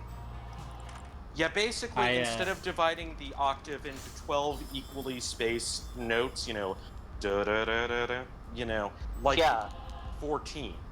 Which is okay. So what's the function of the extra 2? Well, basically, it's just like I think it's because like the intervals aren't ones that would occur in normal musical instruments. Like, granted, 7 equal temperament is pretty close to like Thai traditional music. Or, some African traditional music. Yeah, but back then, were you really going to be playing African traditional music over the phone? Oh, yeah, that was probably their thought process. Yeah, and, it's very unlikely, and especially 14 equal temperament has even stranger intervals in it that, are just far enough away from, 12 equal temperament to be, completely alien sounding, while still having a wide enough array of them to be able to do weird interval things, so they could program it with sound. That way. I think I'm gonna drop out. Okay. Oh. You alright? Okay. Tired. Yeah. Take care of yourself. Okay. See you next week. Take care. Bye. Farewell. Yeah, I think that, Alfred, I think that, what Trey was getting at was, dividing it 2 more tones in terms of dividing it more narrowly. It's just a way of putting it. But exactly. I had a thought and it has completely vanished from my mind. Yeah. Oh, yeah, no, I remember what I was going to say, and it wasn't anything important. I was going to be like, you're talking to someone who only figured out how to use an appreciator 2 months ago. Arpeggiator, you mean? Arpeggiator, appreciator, however the fuck you say it. Yeah. Oh, I don't actually fully understand how to do arpeggiation on certain things. Well, here's the embarrassing thing. I've used FL Studio as my music software for 7 years. And there's an arpeggiator just built into the sampler. And I didn't know that. I mean, I often, just didn't know about, kind of important things in GarageBand and Logic. I mean, GarageBand especially, because, when I went to Logic, I was just like, oh, fuck, I gotta learn this stuff. When you went to Logic, you were like, oh, I have to listen to this guy's entire discography now. No, not that Logic! Fuck that guy. Okay, granted, Supermarket was hilarious. It made my mood slightly better that evening because it was so bad. What does Rhapsody mean in musical terms? No idea. Rhapsody is it's a specific kind of composition. I'm not sure what the... Yeah, but it comes from a Greek poetic term, like a type of poem set to music or musical poem. I don't know why I thought you were going to say meat poem. It is a one-movement work that is episodic yet integrated, free-flowing in structure, featuring a range of highly contrasted moods, color, and tonality. Wow. So a tone poem. That means very little. Well, if you look at it from literally Queen using Bohemian Rhapsody as an example, it jumps between different moods and is one cohesive work, but at the same time has different musical phrases and like interludes to the point where it's not really one thing so much. Not really one song so much as a bunch of little songs put together into one massive thing. Yeah, which all I get kind that. of have a unifying mood. Right. Kind of. Hey, wait, like, I've made several rhapsodies by that definition. I mean, a rhapsody tends to imply, like, certain, like, continued thematic content, you know, like, in terms of, you know, melodies and stuff. Oh, okay. But, probably... But, yeah, I mean, well, by, like... still, maybe, then. I'm not possibly, sure. yes. I mean, like, it's a broad form, and it's, like, as I said, like, and it's in the word, like, OD at the end is, like, a thing from, you know, poetry, is, like... It's a form of or related to what is known as a tone poem, which is a thing in symphonic music where it's essentially like it's like the idea of poetic structure being applied to music, to composed music. Right. I have no idea what Kant meant by that, though. I kind of get I like my theory on that, like just thinking about that for a moment, is that what he meant was that it's like, you know, he's got all these, you know, like different contrasting, you know, sort of ways of saying the same thing. Like that he hasn't really necessarily differentiated. It's all basically variations on a theme. Right. Like that, you know, and that was his point about Aristotle. Yeah, like, fuck Aristotle. And I don't know anything about philosophy. I read Sophie's World by Hostein Gerder in, like, 10th grade, and I never learned anything else about philosophy at all. Jostein? Yeah, Sophie's World. Yeah, like, Gerder. I listened to, like, a third of that on audiobook, and I liked it, but, it's an interesting book, but I don't really, like... It's weird because it's supposed to be like an introductory course on philosophy in disguise, basically. But it is. I didn't get any of that out of it, really. I just thought it was neat. I've also read one other book by that guy, Solitaire Mystery, which was also pretty good. Neat. I never hear anybody talk about that one. I don't know if it wasn't as popular or what. The only Sophie I've been listening to lately is the one that made Pony Boy. Oh yeah, speaking of electronic music, you guys hear that Tonight reunited? Yeah! I did haven't not listened to hear the that. new single yet, but I'm very excited by that. I did not know that, but I am psyched now. Yeah, their reunion single was interesting. I feel like I kind of don't get it, but I think it's something other people will like. I'll have to give it a go. I intended to probably like listen to it, and if it's like of the type of thing that I've been writing about on my blog recently, I might add it into the next post about musical things that have struck my fancy. Because I really like their previous work. Hudmo in general is a really talented producer, and I haven't listened to that much of Lunas's work, but Lunas doesn't have quite as much, honestly. He's interesting though. Yeah. And like I love when folks that look like me are Mega Ragman's a little bit much. Are present in the electronic game, because that's not common. That's not common. Which is funny because like that's who made the electronic game a thing. Yeah. Yeah. Isn't Lunas Afro-British, or am I thinking of somebody else? Or Scottish, rather. I can't recall. I might be wrong about that. I forget where those dudes are from. I'm gonna look it up. Of course I'm gonna look it up. But I really liked the Tonight EP when it came out. Higher Ground, obviously a classic of the genre. But I haven't heard much from them since, because they mostly have been doing their own things as opposed to together. Mm-hmm. Like reaching for higher ground. He's Canadian. He's Canadian. He's from Montreal. Way off. From Montreal. He is of Montreal, but no, not that's from different. Montreal. No, he's not part of the Furnaces... Neutral Milk Hotel of Montreal.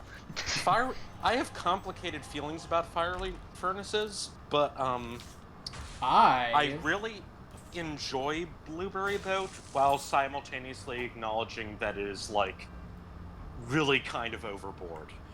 Blueberry Boat is an interesting album because I got it on iTunes when I was younger.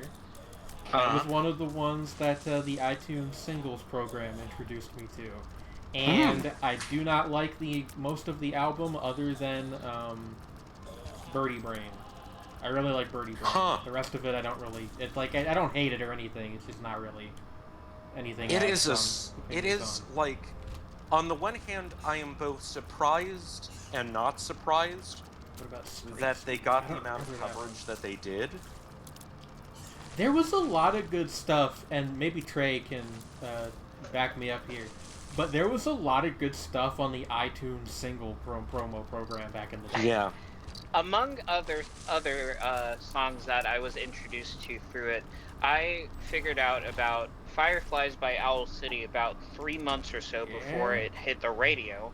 Wow. And 6 months or so before LaRue's Bulletproof landed on American radio. It was a iTunes single. Yeah. There was also a lot of stuff they had on there that like never quite blew up in that mainstream way, but was still really good. Yeah. That was how I found out about Aesop Rock. They had None Shall Pass as one of the iTunes singles, and it was free, and you could get it, and I got it. I'm pretty sure my favorite Prince song was actually an iTunes single at one point. Cool.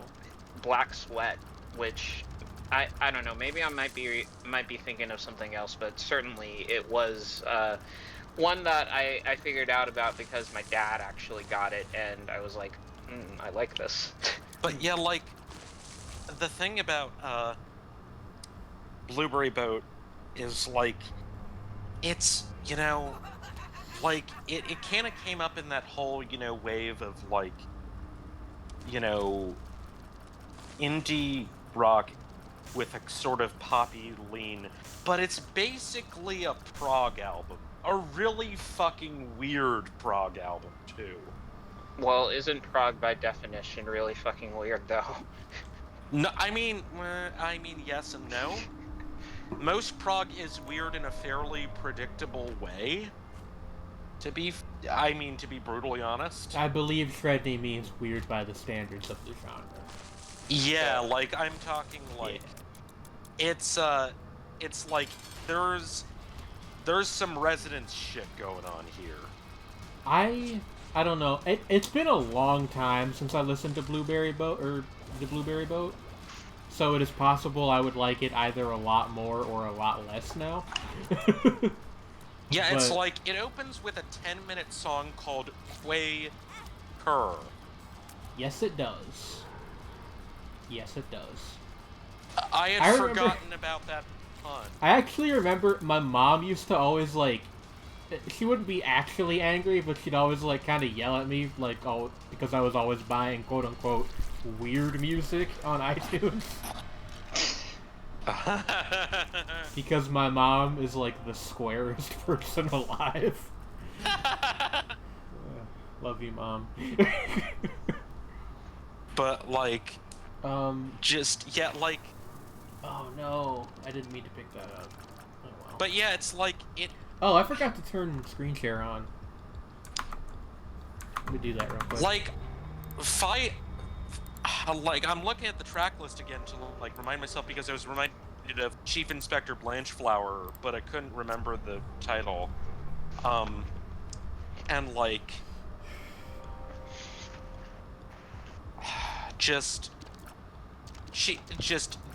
that is an odd song. But, like, how many? 1, 2, 3, 4, 5. Like, 5 of the songs are over 7 minutes, or well, the shortest one of those is in the neighborhood of 8, actually. Your brother really likes Wiz Khalifa? That's actually really great. I mean, and like he is a hometown hero where you guys are from. And then there are another 8 fucking songs, and it's nearly a full CD length. It's an adventure. Yeah. I'm like, my predominant memory of Blueberry Boat is just like not getting it, I think. Other than Birdie Brain, which I really liked. That's fair. I think I mostly liked it because of like the weird synthesizer stuff going on in that song. I feel like I do remember from back when Fiery Furnaces were more of a thing, was being exasperated but amused at the results of them being kind of obnoxious and haughty in interviews. Well, do you remember they sold a blank CD at one point because they were like, everybody just pirates music nowadays anyway? Oh dear That was Lord. a thing that they did, and like nobody seems to remember that but me. What I remembered, and this is actually possibly more esoteric, was that they misinterpreted the title of a song by Radiohead that was in tribute to Harry Patch, who was the last living veteran of World War I, as being about Harry Parch, the composer, and made a sarcastic remark about, them doing, some microtonal thing. So Beck's response to this, because he thought they were being assholes, was he did a song called Harry Parch in Harry Parch's 43-tone scale, and it's 10 minutes long, and it's fantastic. Like, what was going on with music beef in the 2000s? Like, that was the late 2000s, I think. There was a feud between LP and Esoteric. Like, just... Yeah, you've brought that up before. 7,700 Years to Date is a song that exists. And is not that good, but people like it. Also, the whole weird thing of, where Arcade Fire were taking shots at Deadmau5 in the early 2010s. Sure. God. On pointless rap beefs alone, I could go... There were so many people who were angry at Eminem in the 2000s. Sometimes justifiably, sometimes not. Do you know who Pace One is? Because he released a diss track to Eminem. Who? Exactly. No, Pace One is one of the guys from The Outsiders, which was a group that Eminem worked with very early on in his career. And I don't remember what the complaint was there. I think it was just Eminem says he's from Detroit, but actually he's from a suburb of Detroit. That is sort of like saying that Mark Smith talks about being from Manchester, but he's actually from Salford. Well, people take that stuff very seriously in Detroit. If you go to Detroit, you will not find as many Eminem fans as you think. Because a lot of people will be like, well, he's not really from here, he's from the 8 Mile, which is a little bit outside of town. Yeah, but that's but at the same time, it's funny as technically Marky Smith is from Bury. And he actually begins one of a later fall song called Bury with, I'm from Bury! No. Oh my god. G-Eazy used to be a TV Tropes poster? No, he's making a joke. No. Or is he just memeing? He's making a joke, yeah. Good lord. Although G-Eazy is actually one of the few artists that I knew about before they got big. Which is funny given that it's G-Eazy. Yes. I found him through a feature that he did on a Borgore song. That's hilarious. Wow. But actually, one of the other artists that I knew about before he got big was Logic, who showed up. Up on a compilation by a producer called The Beat Bully, which there's a name for you. at the end of a song called Bear Market, which I really liked because it had a really good C. Ray's Walls verse on it. But he's there at the end, and this was back when he always did that thing where if he was on somebody else's song, there'd be that little, like, scratched-in sample of somebody saying Sinatra. Okay. I did not get Mom's Box. I'm sorry, Murray. Oh, I just wanted to say that I think it's really telling. I'm looking at the critical reception section for Blueberry Boat. Pitchfork 9.6 out of 10. NME 1 out of 10. Nice. Now, I admit, you know, for as insufferable as Pitchfork can be, Enemy are fucking hacks and always have been. I don't think I've ever read a single NME thing in my life. I mean, they have been a waste of space since, like, the 90s. Like, back in the 70s and 80s, they were kind of important. But they are just trash. The only music publication I have a strong negative opinion on is DJ Booth. I can't fucking stand DJ Booth. I don't know if anybody... DJ Booth? DJ Booth, they primarily do hip-hop stuff, and it's a lot of just, like, really empty, like, fawning bullshit. Like, there was an article they published today, which was... I didn't go to the Deal with the Devil room. Good God. Which was, okay, I'll give Enemy, like, the tiniest amount of credit for that cover that Avro just posted, because that's pretty good. Sredni, you interrupted me. So I apologize, sorry. It's okay. But, like, they posted an article today that was, like, all of Kanye West's unreleased work ranked. It's like, okay. And in the article, they're, like, defending his whole fucking MAGA hat phase from last year. Like, what? Like, no. Okay. You guys no. You guys are... No. People who, like, are into Kanye to an unhealthy degree have this conspiracy theory that it was all, like... some 5-dimensional chess to, like, I don't know. Oh my god. It's nothing, and I don't like the website. No, okay, so, like, I am somebody who's legitimately a fan of, I think technically still the majority of Kanye West's work, though if he keeps putting out things like Yay, it's not going to stay that way for long. And I think that he does have a claim on making at least, you know, one classic album with College Dropout. But that was a long time ago. And I mean, I like MBDTF. I do too. Like, I would say that's the last record he did that I thought was, like, really good. Yeezus like, is... universally beloved. That's the last one that's universally beloved, My Beautiful Dark Twisted Fantasy. Yeah. Yeezus, I like Yeezus, but it's the type of album that's an acquired taste. Yeah, I respect what he was going for on Yeezus. It's not really my thing, but...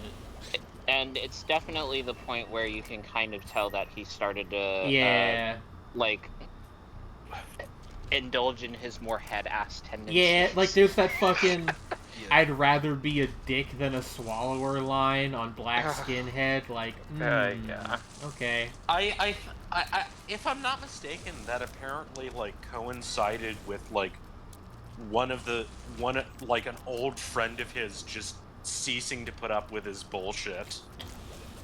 That might be true. That's happened to him several times. Like, yeah, but it's like, but then so actually, I'm not sure. Like, you can kind of point to, like, where his quality control starts to really go downhill is when certain key people who are around him are no longer in the picture. Yeah, like, not to be a dick, but, like, his mother passed away, and that clearly kind of fucked with him. It didn't put him in a good mental state. And then like Jay-Z kind of stopped talking to him, I think, after Watch the Throne came out. And after what came out? Their collaborative album. Oh yeah, Watch the Throne. Yeah. And people, I don't know. Like, there's like been a definite downward slide because like Yeezus, I respect it, but it's not really my thing. Like, I respect what he was going for on it though. And then Life of Pablo is like weirdly scattershot. And then Ye is like extremely bad. After Pablo, I was like, I think I'm done. Yeah, like if you didn't listen to Ye, you really did not miss anything. It's not. Yeah. Yeah. There's nothing interesting on that album at all. Are not that many defenders of Ye. Like there are, just not any you should listen to. I don't know. Like in terms of people whose opinion I would actually care about. Fair enough. There are like one or two people who do like it, but they still think it's flawed. Well, Ghost Town is a decent song, which is carried like entirely by its feature, which is kind of a thing that's become a common trend for Kanye. Is like a song that'll be good because somebody else is on it. On the other hand, like a lot of people I've heard praise Kids See Ghosts. I fucking hate that album. I don't know why people like it so much. And I know you despise that album, but I'm including people who I actually give a fuck about. I know, and I don't get it. Like, I've seen the general trend seems to be that people that listen to like a lot of have like a taste in music that includes hip-hop but is not mostly hip-hop seem to like that album more than people who listen to mostly rap music. Yeah, but at the same time, I don't know, like... My cat also hates Kids See Ghosts.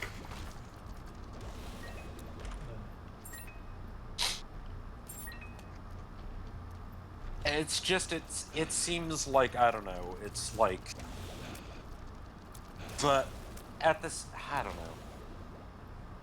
I mean, I've, also heard people who actually do, are more, lean more towards hip-hop overall, say good things about Kids See Ghosts. Not necessarily love it, though. I mean, the other thing is that Kids See Ghosts has Kid Cudi on it, so, like, it's not, literally all just Kanye being a narcissist for 30 minutes. So that's something, I guess. No, I'm not afraid to defend Kid Cudi. I like some of his early stuff. I like his first album and think that most of the rest of what he's put out is somewhere between mediocre and actually terrible. But that is not a common opinion, I don't think. I think most people at least generally like most of what he's done. But I do think that it's unfair to sort of say that it's like non-rap fans who are fans of Kids. That is just the trend that I've noticed. I'm not saying that's like definitive. But also, you spend more time on Reddit than I do. Yes, that's true. And like Reddit hip hop fans, oh God, you don't have to tell me. seem in the thing about rap discourse on Reddit is that it's not one kind of bad. It's like several different things all together. How do I feel about that season of Comedy Bang Bang that he was the band leader on? I've never seen Comedy Bang Bang.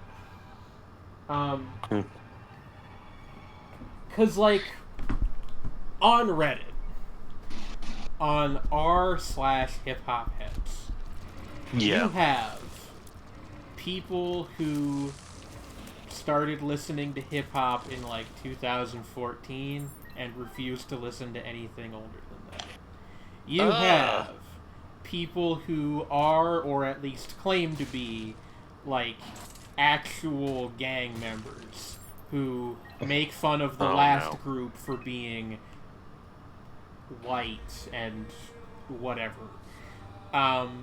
You have people who, like, know enough about rap that they think they know everything about rap and are really obnoxious. Like, there's, like, a good 5 or 6 different kinds of asshole on HHH. And literally the only reason I go there is because there's, like, 4 or 5 people that I enjoy talking to. The rest of it is just, you know, like, the one mod, Kodo is a pretty cool guy. And there's some other people. There's a PAL. Marone is from there, although he doesn't go there super often anymore. But, like, it's just, like, a lot of... Even the people that don't have what I would call bad opinions are very hostile. Which, you know, like, I rant sometimes, but I don't usually rant at people. You know what I mean? Like, there's a bit of a difference. Yeah. It's just annoying. Because, like, you'll be trying to have a conversation about, you know, the fucking... Suddenly I cannot think of any rappers.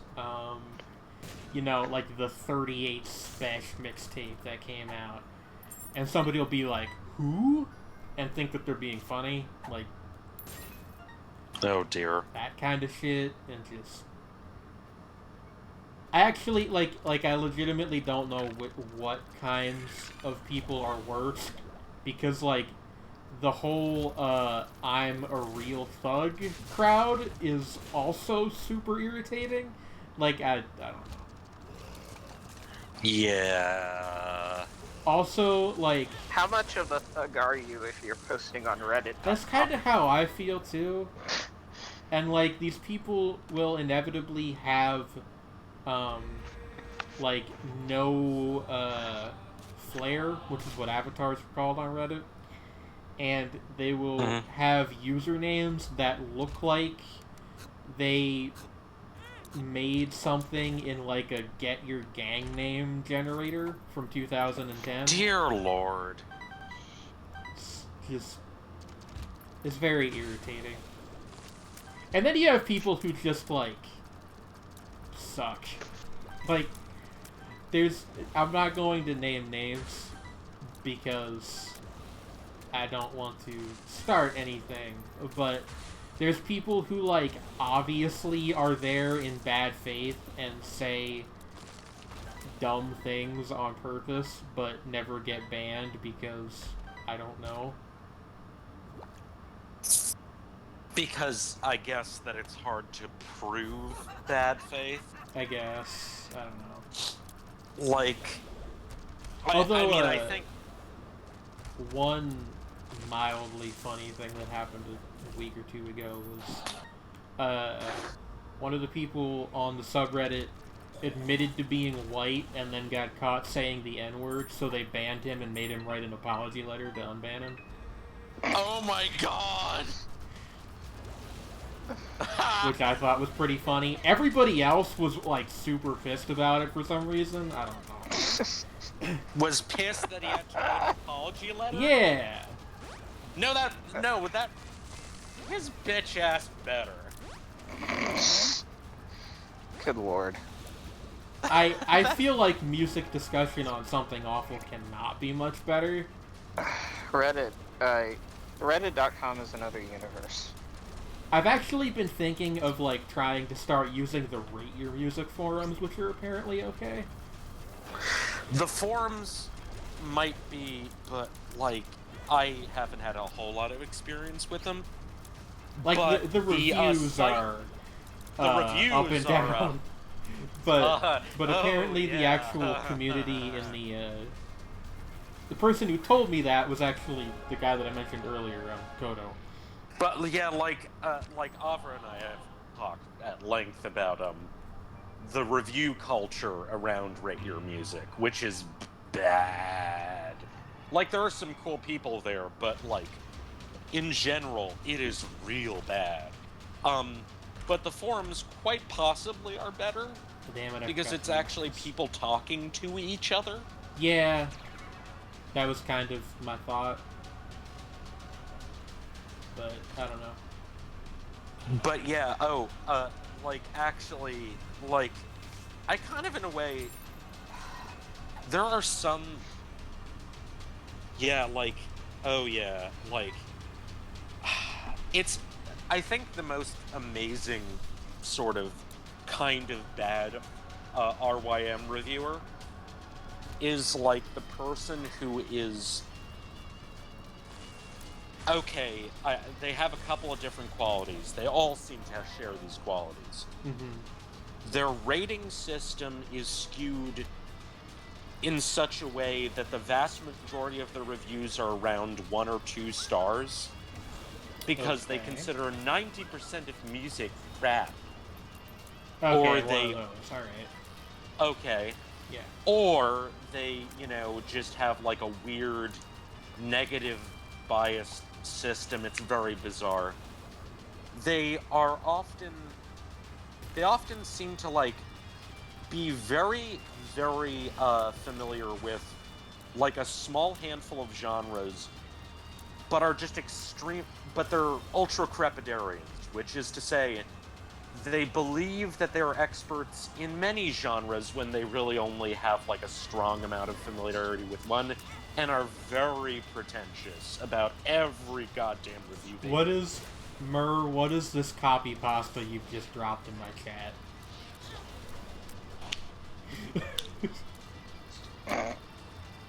I wish I had prepared the I can't get Drake off of my phone copy pasta, because that's the funniest thing that's happened on HHH in months. I can't get Drake off This my guy... Is this an advertising ploy from Spotify or what? This guy was saying that he can't get Drake off of his Spotify for some reason. And he was like, I've tried everything. I've tried deleting it. I've tried re-downloading the app, but the Drake albums, they're just still there.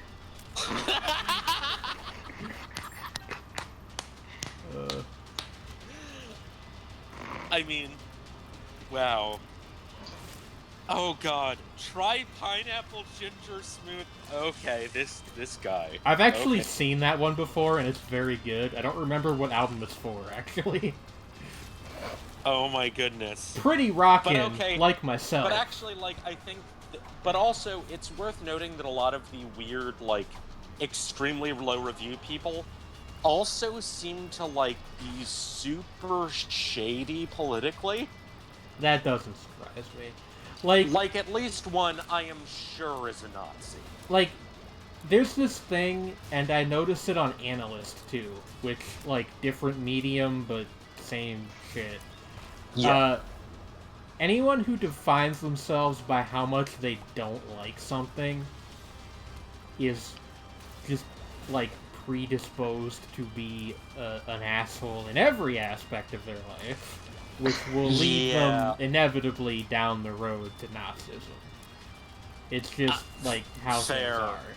I think it's, like, it's sort of like what, Millie once said in a conversation was, like, that, like, if you don't know a lot about a particular subject, seeming like you hate something and being very passionate about that thing makes it so that people don't inquire too closely about what you actually know. Yeah, that's a thing. So it's like a great way to, seem more intelligent than, or well-read, or well-informed about, say, music or anime the assumption that people tend to make, and this is a mistake, but it's just like a quirk of human nature, is they assume that if you strongly dislike something, you must have some alternative in the same category that you like a lot better. Yeah. Which isn't necessarily true. No. But people, consciously or not, they exploit that to make it seem like they know a lot more than they actually do. But yeah, I was just reminded of, like, just... Like, it's especially bad when you have people who, like, you know, just, like... Just metal reviewers on regular music. Just not even once. It just seems very silly. Like, they're either really pretentious, like, okay, there's a handful of really pretentious Nazis, a bunch of people who are just kind of unhelpful. Hey, I'm Duke Nukem. And like a handful of anarchists and communists. But like, and that is literally Rate Your Music in a nutshell. Like, that side of Rate Your Music in a nutshell. Like, I am not a music critic. Like, something Do you guys? learned... Mur, I mean. See you, Mur. Something I found helpful to acknowledge about myself was that I do not need to be a critic for everything that I like. And fair. I am not like I listen to a lot of music. I make a fair amount of music, but I just don't analyze music critically the same way I do some other things. So I do not make a good music critic. Like, I can tell you why I like something or why I don't like it, but not like, you know. The thing that I do with my anime criticism, which I think makes me an interesting to read anime critic, is that I'm very good at, like, contextualization and, like, you know, people would call it narrative building, which I think is kind of not quite the right term, but that's what the term is now, for better or worse. Right. But like, I just don't do that with music. It's just not in my nature for whatever reason. What do you mean by narrative building? Like, kind of like going into what...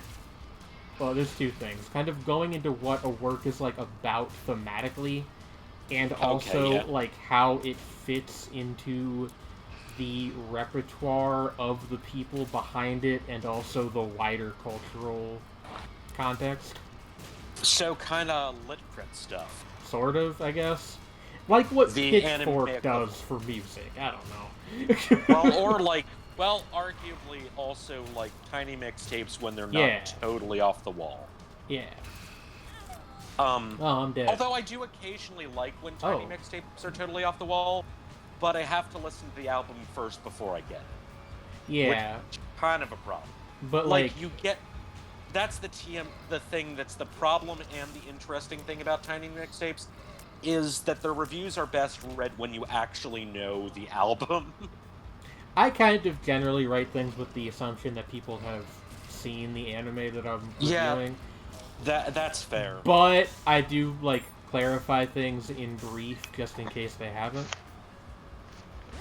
That actually, like, I can see why they would, whatever said, like, I can see why they would be good for talking about someone like John Mouse. Because he's, like, there's a lot of, like, weird, dense thought that goes into his work that if you're not, like, paying super close attention or familiar with that background. He's a synth pop artist of a very odd sort. I see. It's, like, hard to, like, get into, like... Even if he is not 100% my cup of tea, I respect what he's doing. It's just really hard to, like, describe because it seems very simple until you start, like, getting into what he's doing, which is very strange. But what I was getting at earlier is just, like, the reason I review anime and not the other things that I like, aside from kind of, like, the self-fulfilling prophecy of, like, I've gotten enough practice at it that I'm good at it now, kind of. Yeah. But, like, if I reviewed music, a lot of my reviews would be negative, and I feel like that would just turn me into one of those people. That's kind of fair.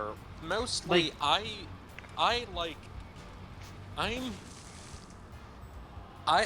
guess, like, the way that my brain works with music is just, like, that I can find the positives even in stuff I don't like.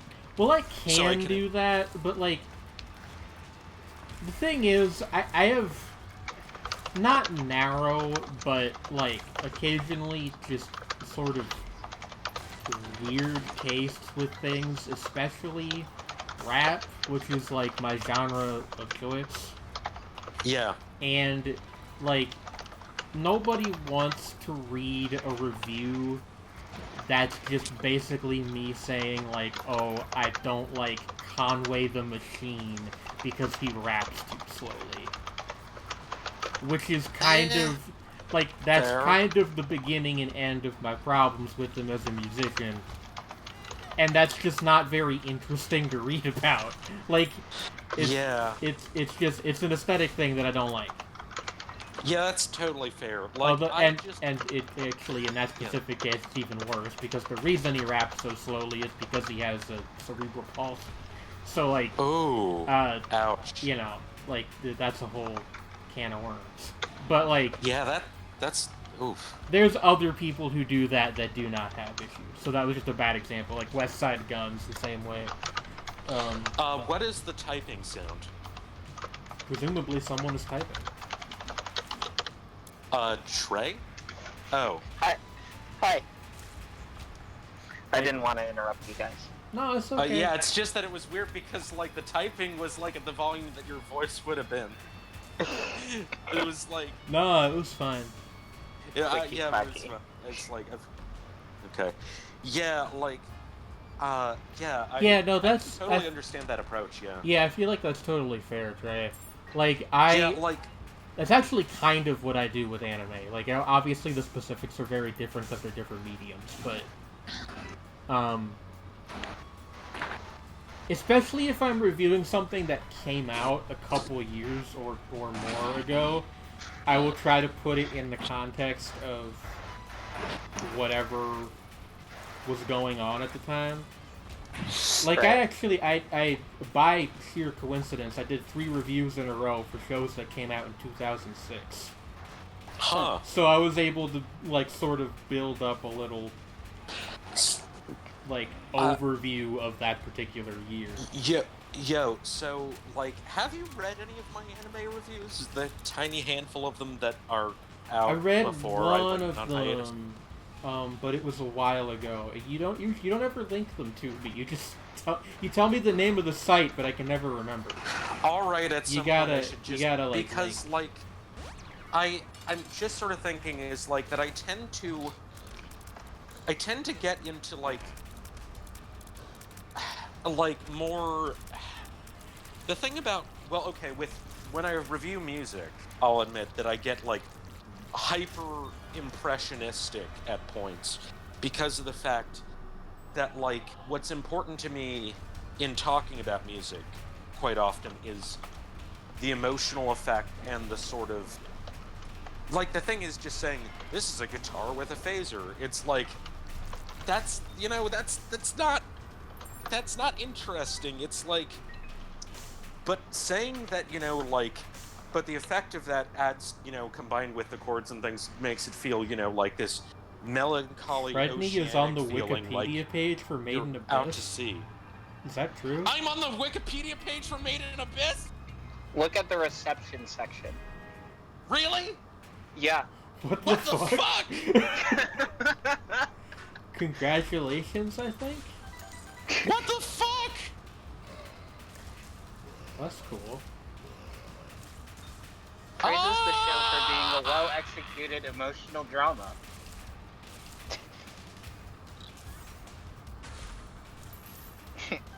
Holy shit! Wait, huh. I'm looking it up. Come on, reception.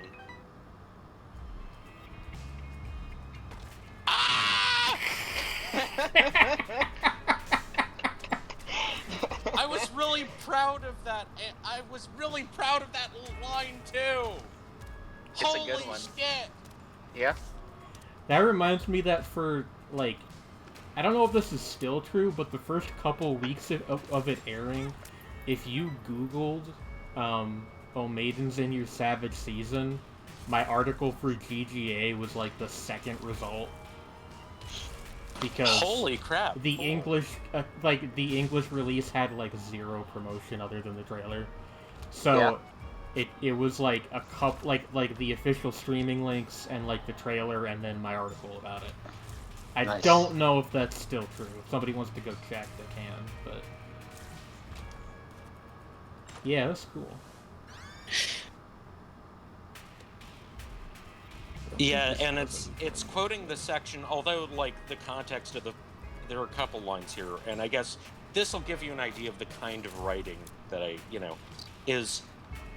The corruption and disfigurement of the body and mind is a counterpoint to the perdurance of the soul, and more often than not, what comes from the soul is love, one light seeking another in the darkness.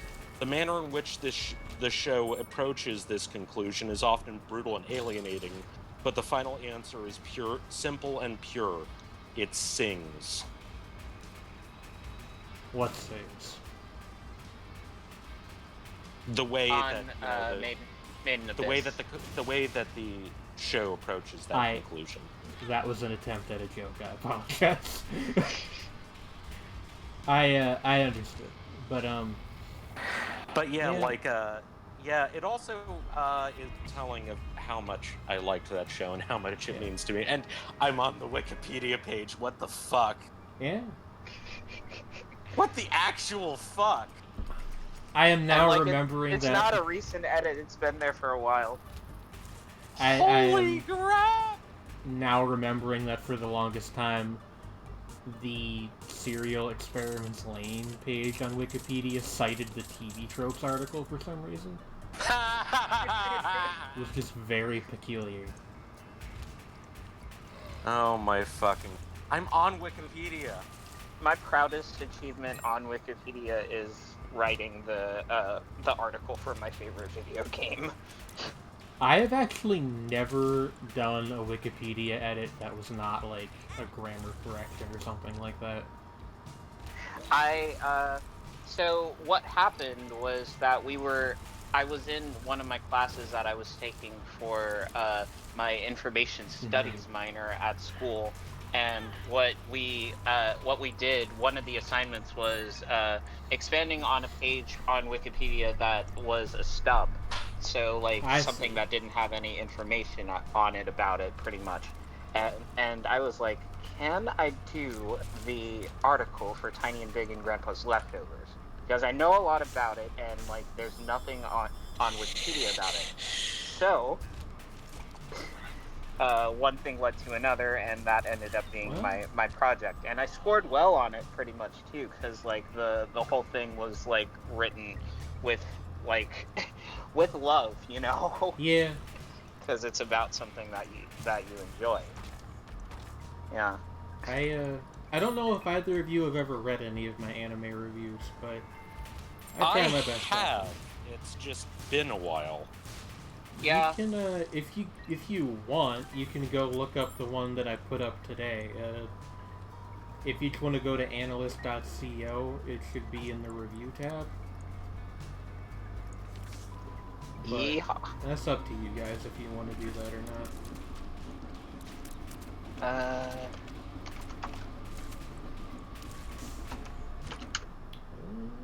The unicorn spelled.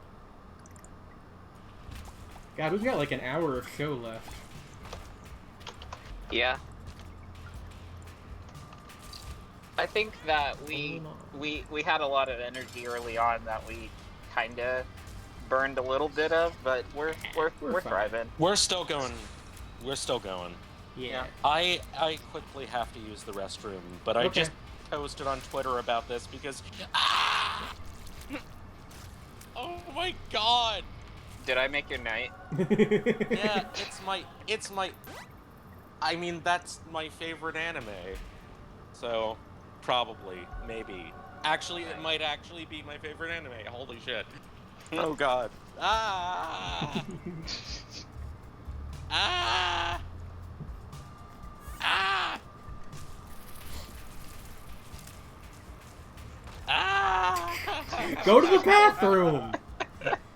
Holy shit. I have to use the restroom and Yes. then I'll be back in a second.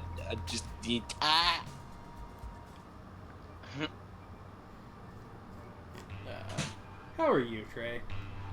I'm surviving, you That's know. good.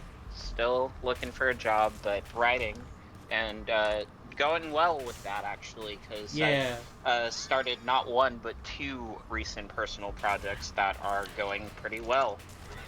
Yeah, I've been reading the blog, and it's pretty good. I like it. Well, thank you. I appreciate that. I've also been working on a really silly but kind of great story that's like a text adventure game on tvtropes.org. Yeah, you told me about that. Yeah, it's dumb. I did fine this for things to be dumb.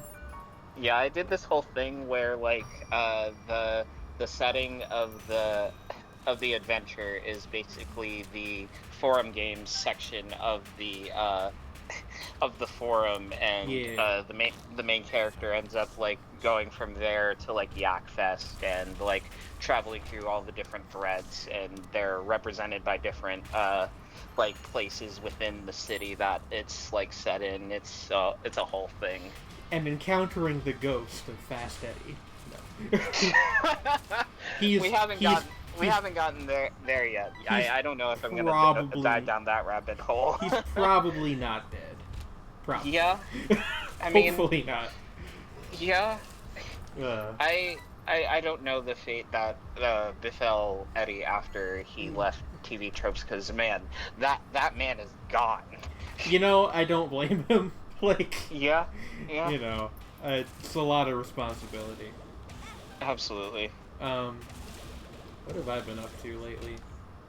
A lot of writing. Like a lot of writing. Yeah. I finished the Maiden's review today after doing an article on it for GGA last week. I have another review that I'm working on. No, I have 2 that I'm working on, actually. And then I have a 3rd one that I'm probably going to start on tomorrow. And hopefully all of those will be done by next week. We love productivity. Yes. Means that I'm earning my Ko-fi donations. At least that's how I think of it. Yeah. Because I went for a little bit there where I was writing like basically not at all, and that did not feel great. Right. I try to do like at least 1 or 2 of those reviews a month at this point. Yeah. And if I can get much more than that, even, then that's good too. Let's see. How far in this run have you gotten? I'm on Depths 1. Yeehaw. It seemed like it was going to reach an early end for a second, but you had an extra life somehow. Yeah, I'm playing as Eden, and I spawned with Judas's Shadow. Which is the item that when you die revives you as Judas with 2 black hearts. Gotcha. So I was spared from that ignoble fate. Yeehaw. By basically sheer luck, but I'm not going to complain. A wizard did it. A wizard did it. There's a game on the Nintendo eShop that I keep seeing when I'm looking to see if I can get anything for my Switch. That's called "You Died, but a Necromancer Revived You." Good title. Good title. Hello. That Sredni. sounds like that sounds like almost like a light novel. Little bit. It might be a light novel. Are there any? There's probably light novels on the Switch, right? I don't know. At least like that's a visual novel. That's what I meant. Yeah, sorry. At any rate, I'm pretty sure it's like a roguelike. But yeah. But let's see. What else is there to discuss? Listen to any good music lately? Honestly, like, I haven't been listening to a lot of new music. Just been kind of, like, going back to some stuff that I used to like when I was younger. Fair. And kind of, getting inspiration from there. I've been posting about it a little bit on Sredni's server, but my album is almost finished. Yay. So that will be coming out soonish. Very nice. I'm doing a cover shoot for it tomorrow because I'm going to actually put a picture of myself on my rapper for once. Wow. Wow. Yeah. Check you out. Yeah. Hopefully at least, but assuming that it turns out okay. I think my only cover that has like me on it as an actual photograph is it is the Loop EP, the Apple Key. Aside from that though, Elsewise has a line drawing of me, and then WE has like the weird glitchy like cover that everybody feels like is weird, but I still like it, where it has like little strands of me interspersed within the rest of the like patchwork thing that I put together for it. Yeah.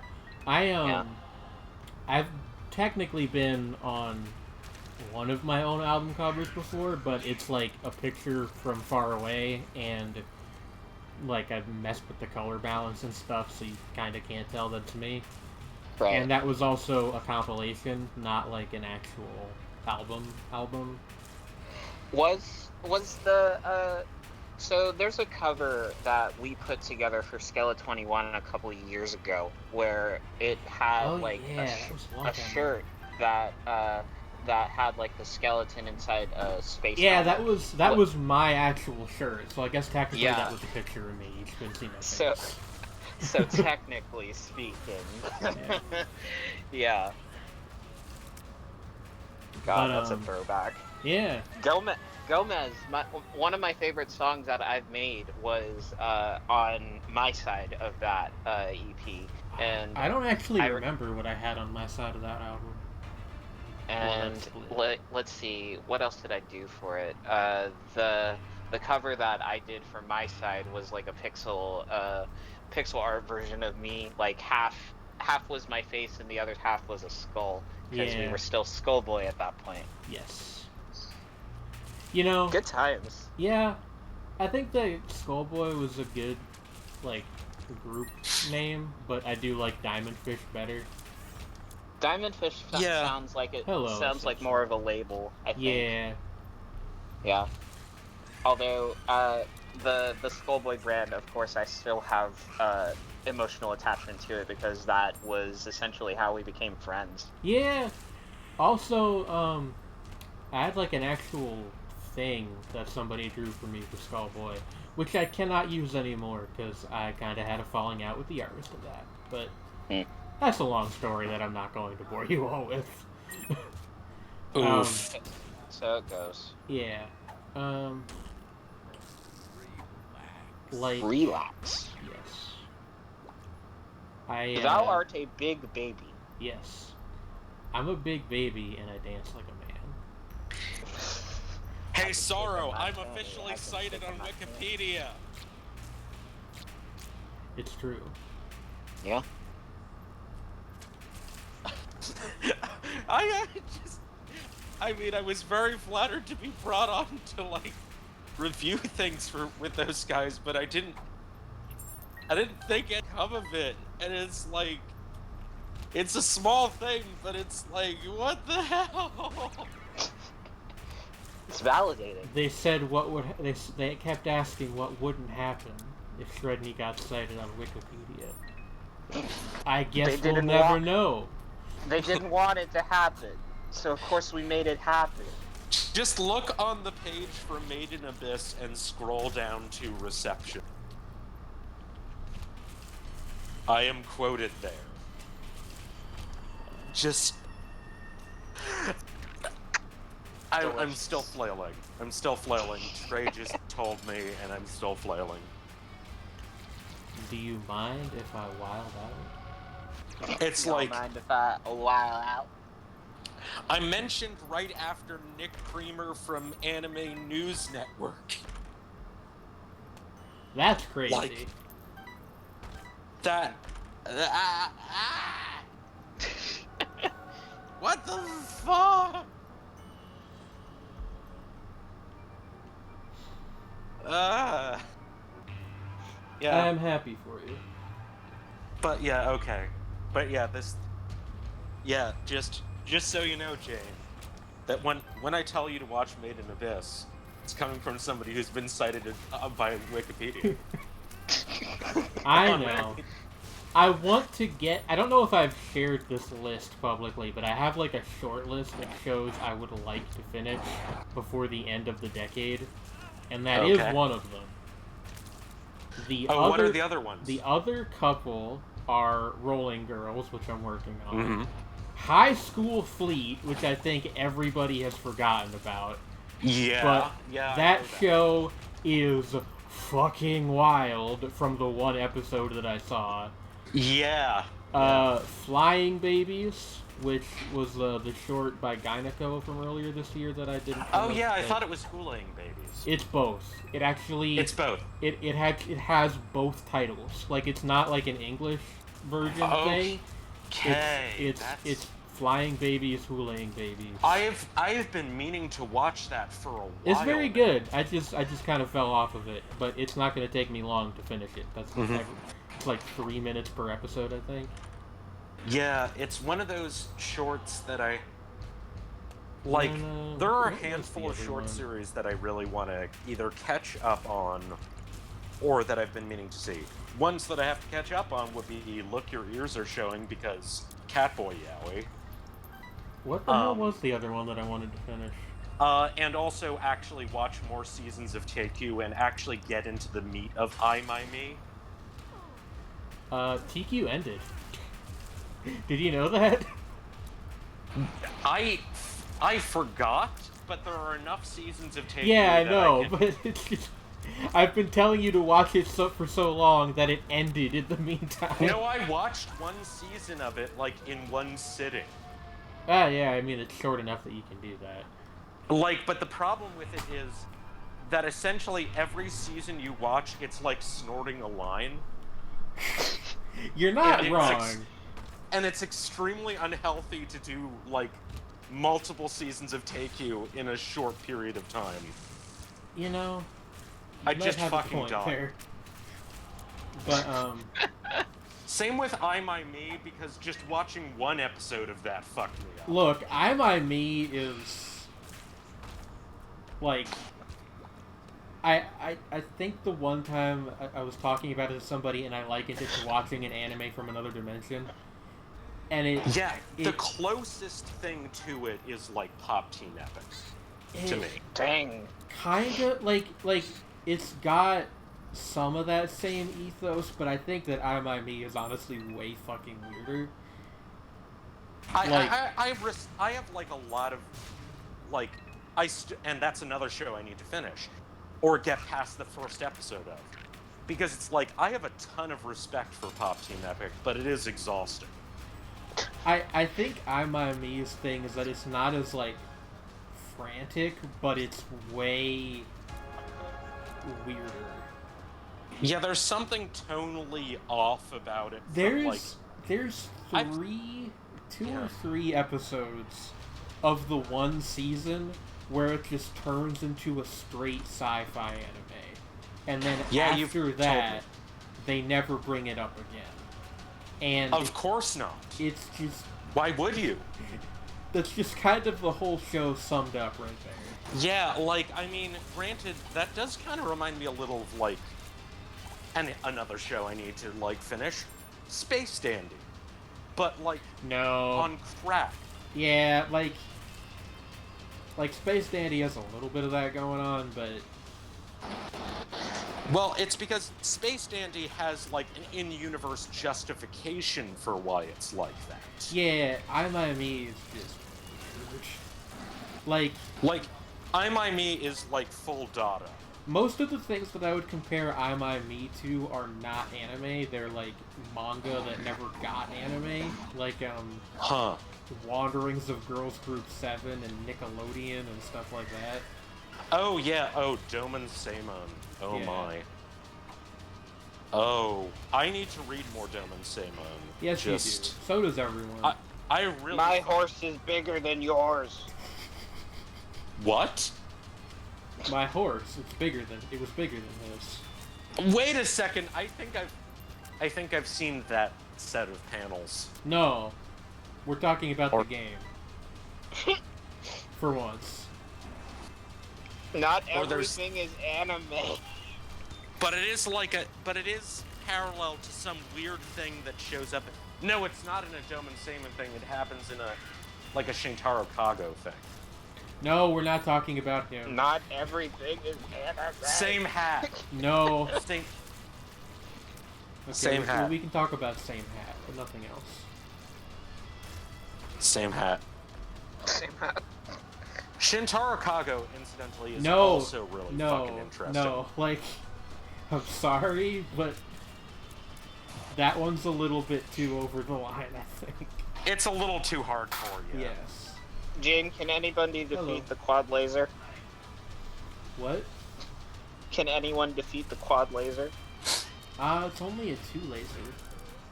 A duo laser. I mean, it's still effective, like it might as well be quad. No one can defeat the dual laser. I have not seen Aqua Teen Hunger Force in a very long time. They make more of that still, or is that over?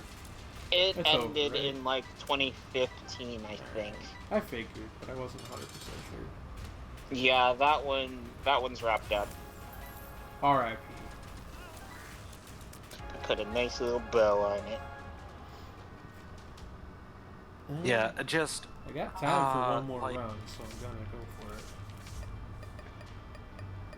Keep my win streak.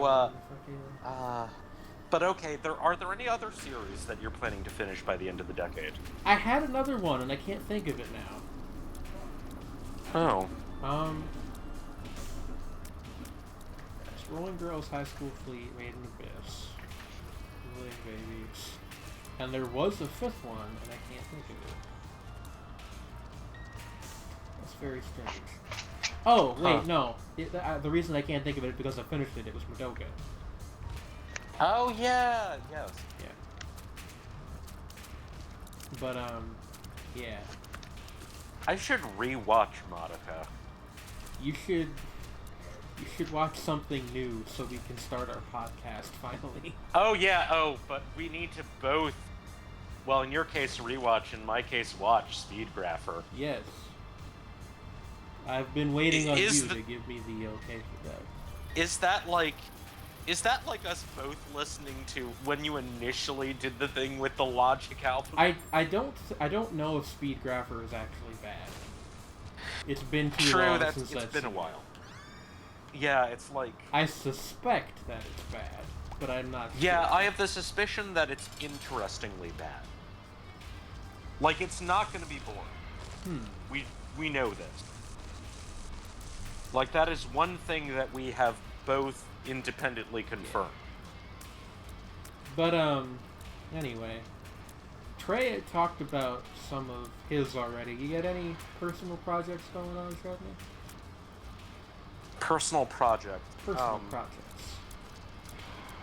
I want to actually get out and do some band starting. Yeah.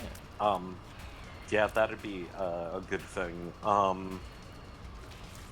And write more of the thing I've been writing for a very long time, but have had on hiatus, and get back to not just watching, but reviewing anime. Yes. Incidentally. Especially because I have been meaning to review Sarazanmai for since it was announced. Basically.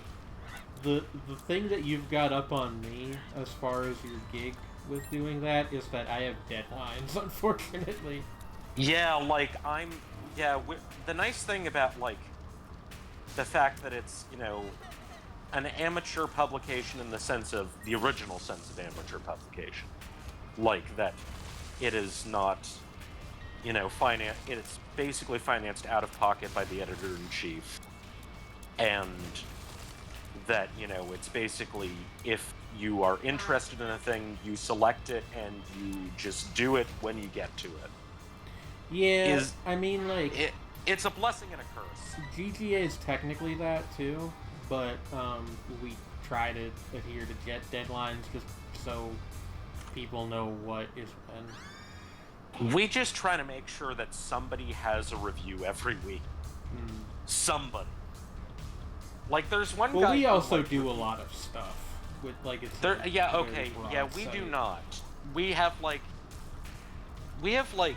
guy, actually, Alan Moody, who is, the man is a human anime-watching machine. And yet somehow has other employment as well. And guys, in his, 40s, I think. But lovely guy and very solid reviewer. But, the man just breezes through stuff. And I go through phases where I'm like that, because, I crushed through all of Black Lagoon in, a week a couple months ago. Yeah, it's And that's not a short series. Yeah, he's one of those people who can do that sort of thing, although he generally sticks to, reviewing stuff like movies and shorter series. Well, but he does talk occasionally about some longer stuff. But the fact is, just the amount of things that he watches is impressive, and that he's actually able to go into detail about them at all. And it's and then there's and Stieg Hogsett, consistently gets stuff out. And he generally runs, day-to-day site operations. So we have people actually reviewing things. But, Nico had been on a hiatus for a while. Tim does not review as much. Carlos, they're the what is it called? The primary person who's runs the operation. Occasionally reviews things. I am having the grim realization that I only know the names of about half of my coworkers at GGA. So I suddenly feel very bad. Yeah, it's everybody, we have a, essentially, it's not private, but it's you actually have to, get let into the forum. But, we have a Slack server because we're based in California. That makes sense. We've been thinking of getting a Discord server. Yeah, I always think people some people kind of fetishize Slack because it's business Discord, but it's just Discord, but not quite as good for the most part. Yeah. That's my understanding. I do not really care for it, but it's what we use. To be honest, Discord is the ripoff, but it's done better. Yeah. It's the superior ripoff. Slack actually came first, technically, as far as I know. Yeah. That's my point. Discord is the superior ripoff. And that does happen. Is there a good example of that in anime, just so we can tie this full circle?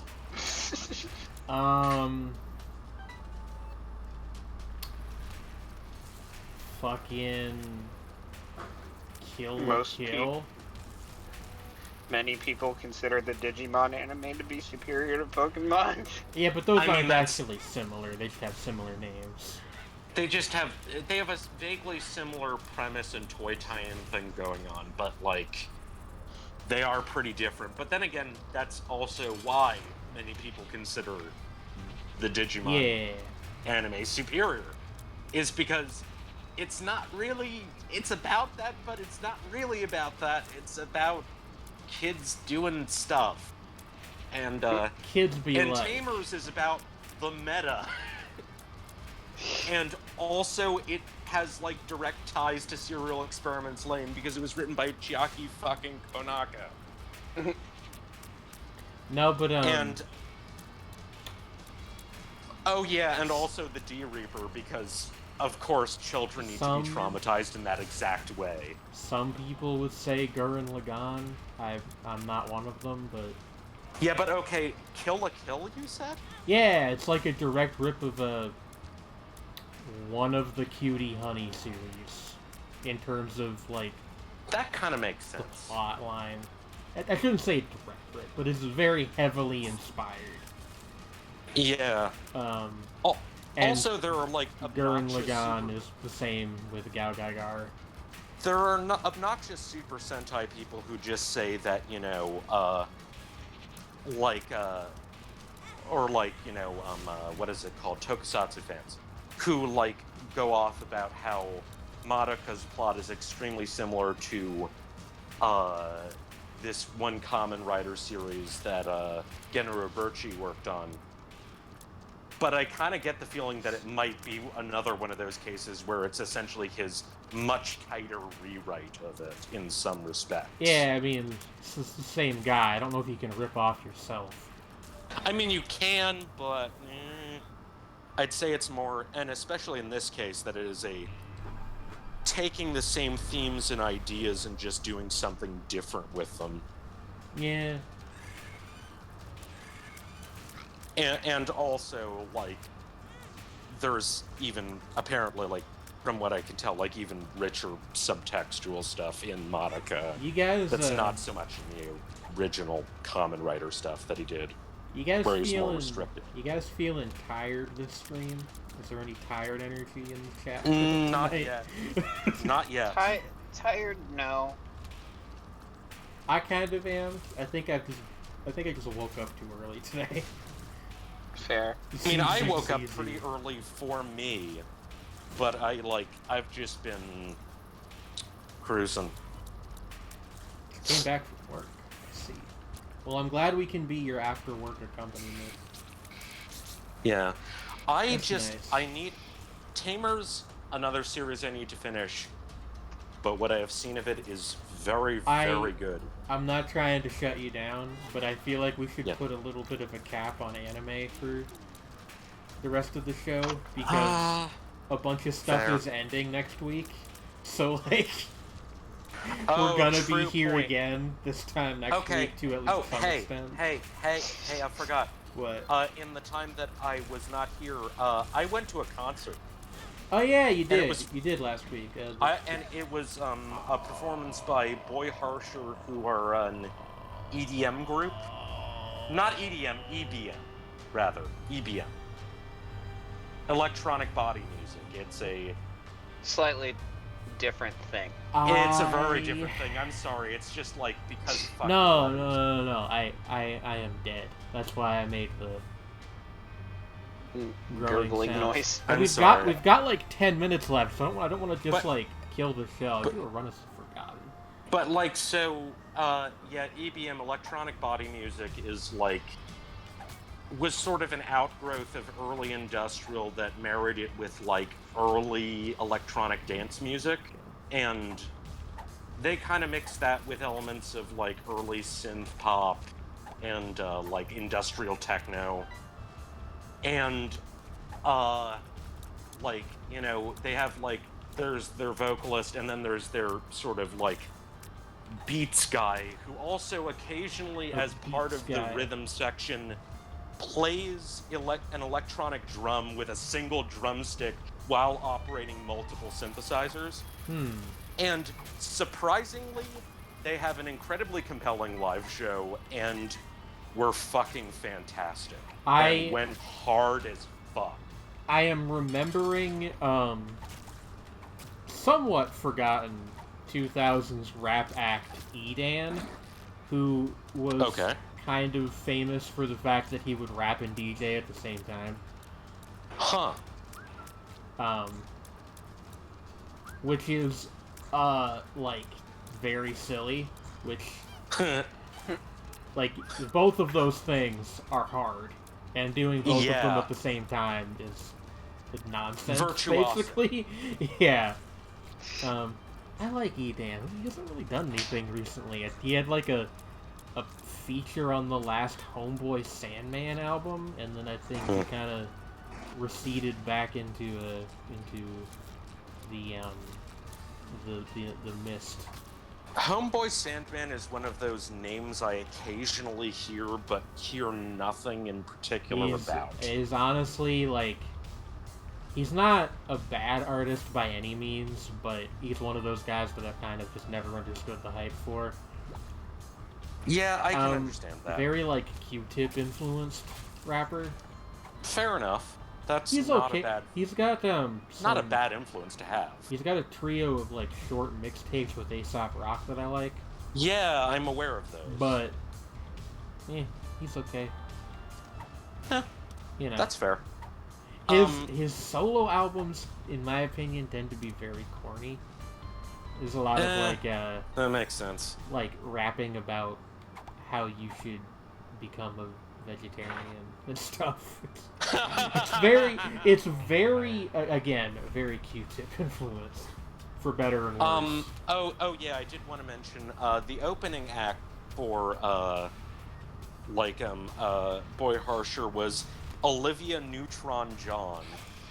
Not to be confused with Olivia Newton-John. Neutron, I get it. They did a funny, is what they did. Yes, and she, was, like... She, dressed and looked like a ghost from a Japanese horror movie. That's good. That's a good thing to look like. Often would have, like, you know, like, synth loops and things going while she played bass guitar and sang.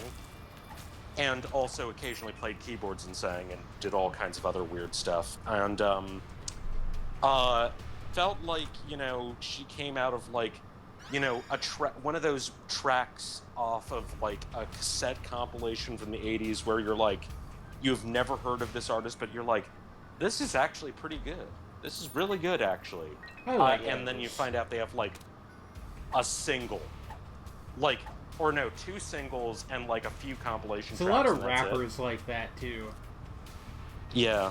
You ever heard Except of it turns out Pyramid? she actually has albums and shit. So, that's good. But she was fun.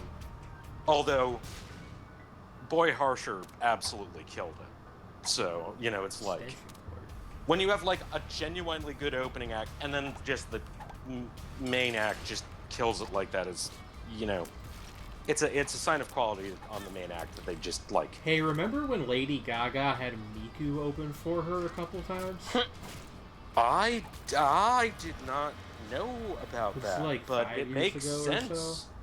That's a very Lady Gaga thing to do. Yeah. I always wondered, and there's probably just, like, an answer for this, but I don't know what it is. Like, how do you put together a set list for a Miku concert? Because, like, all the fiction aside, she's not a real person. So, how does that work? Programming and stuff. I guess, but like, how do you, like, you have to, like, I assume you have to, like, get permission from the producers who actually of course. made the songs to use them, and, like, do people play, probably, or, I don't know. They're probably, like, the people who are actually doing, you know, the electronics work are probably doing, like, live mixing and DJing and even performance of some form in the background. And... Perhaps. And the thing is that for some of the interstitial bits, it's entirely possible that you could even have an actual vocalist do, like, sort of ad-lib things to connect songs, or have that pre-recorded. But see, the thing is, do they actually do any of that, or is that just what they could do? I wouldn't... Well, I'm saying, going by what I know about, like, how electronic music is generally performed in those sort of settings. but Miku's a pop singer. Yeah, but it's the same principle. Yeah. So just, like, I'm wondering, like, are there, like, different kinds of Miku concerts? Can you, like, you go to one that's, like, more... In theory, yeah. Like, more ravey, or like, ones that are more pop sets, I'm sure that there are, like... whatever. Oh my god, a rave Vocaloid concert, like an underground, like I don't hardcore see, rave. I don't see concert. why you couldn't, because there's Vocaloid music that's like that. Oh yeah, there's some weird fucking Vocaloid stuff.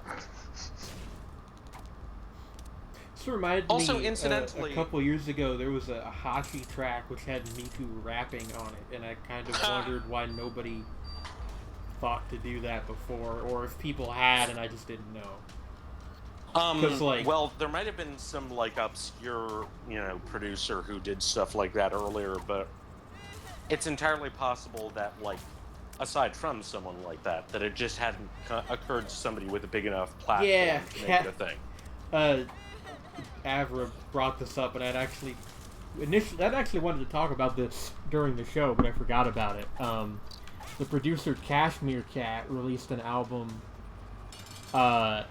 Princess Cat Girl? Yeah, under the name Princess Cat Girl. And I was like, is this the first person to ever have their fursona on the cover of an album reviewed by Pitchfork? To which Marin responded with a link to... No, that would probably be Will Toledo. No. Kanye West. Oh, true point. The dropout there. Like, openly an actual furry. Then it will be Will Toledo. I guess that's true. I think Kanye... Now I'm wondering if Absurdist has ever had his stuff reviewed by Pitchfork. There are actually, no, there are probably at least a few people who are, like, there is a guy who worked with Ivor Cutler, and a bunch of other, like, Canterbury, Prague people, who was, like, an actual fursuiter. Back in the 90s, for that matter.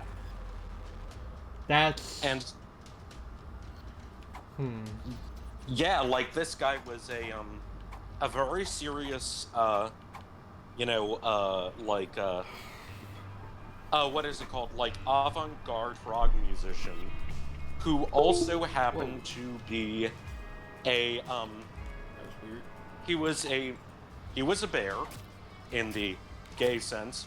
Okay, see, I'm glad you clarified, because I was going to be like, do you mean that, or do you mean no, that? But he also, what is it called? He also, that was his fursona as well, was a large bear. I get it, but I'm mad about it. It's actually, and he also drew furry art, and it's actually really cute. Like, very endearing stuff. I'm sure it is, but also I'm mad about it. No, but Will Toledo is not, like, at all covert. He's like... Isn't Will Toledo the guy from Car Seat Headrest? Yeah. Yeah, he's like, there is nothing covert about his furriness. It's just that he doesn't necessarily bring it up in interviews, but it's like... The man started out posting songs on Fur Affinity. I'm not joking. That's one way to get a unique audience, I guess. Yeah. I didn't even think that you could do that. I guess you can. There are people who do. I guess, like, I've never been on the site, so, like, I wouldn't know.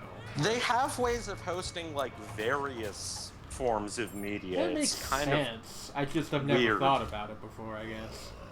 There are very, very few, like, musicians who actually post their stuff on there. But there are a lot of, like, especially, like, when you get into niche electronic genres, like breakcore. Yeah. There are a zillion furries in breakcore. Oh, God. War flashbacks to Reynard. Oh, my God. Yeah, like, there is so much fucking drama and infighting in the furry breakcore scene. Just, like... And, Can we just get a soundbite of that, please? Hell no, I'm not touching that. Oh, yeah. Oh, her. Yeah. Like, yeah, the whole Forlung situation. We're not even gonna get into that. That was some bad shit that happened. I have feelings about that, and I don't want to get into it here. I don't know who that is, so because I know people who are close to. I know a lot of people who are close to this situation. I would rather we just not touch it. No. Again, it's like, it is so inside baseball. And that even more of a reason than that. Yeah, it's in my like, opinion. oh man, yeah, oh boy. But I don't know.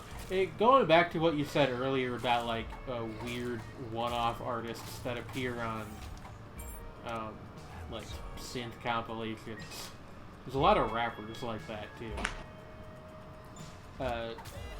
Somewhat famously, Mr. Fantastic, who only showed up on 2 MF Doom songs in the same year, and nobody knows who he is. Could he be like a Doom pseudonym? No, like they sound completely different. Alternately, is he a pseudonym of somebody else who's rapping in a particular style? Like, for a long time, the common theory was that it was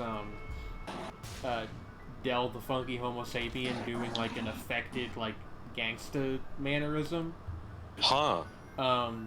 But he's said that it's not him. So who knows? And he's one of Doom's body doubles, obviously.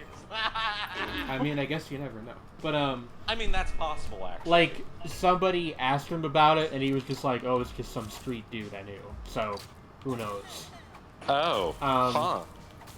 But like that's the most famous example. But there's a lot of them. There's also somebody only known from a single Doom feature was a Princess Superstar, who sung the hook on one of the tracks on his Victor Vaughn album.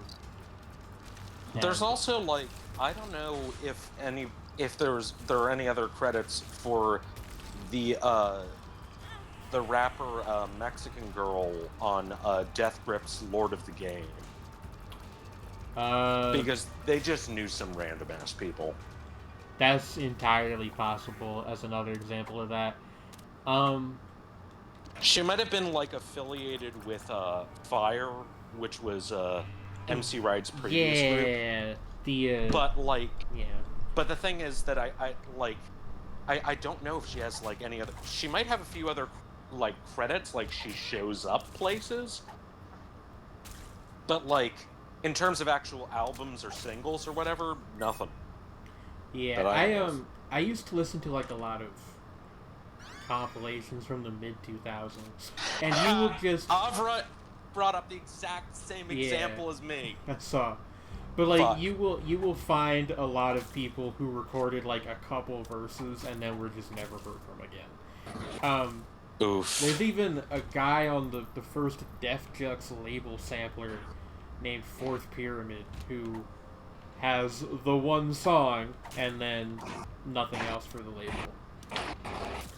Yeah. There's the, like, most of the Addams Family, which was a rap group that Vast Air from Cannibal Ox was involved with. Like, what? I still don't know exactly what went down that, like, resulted in what happened with Cannibal Ox. Because it's what like, do you mean? I know they had, like, at least one of them had a massive falling out with LP. That was Vast Air. Yeah, it was Vast. I thought it was Vast Air. There is a lot of speculation about,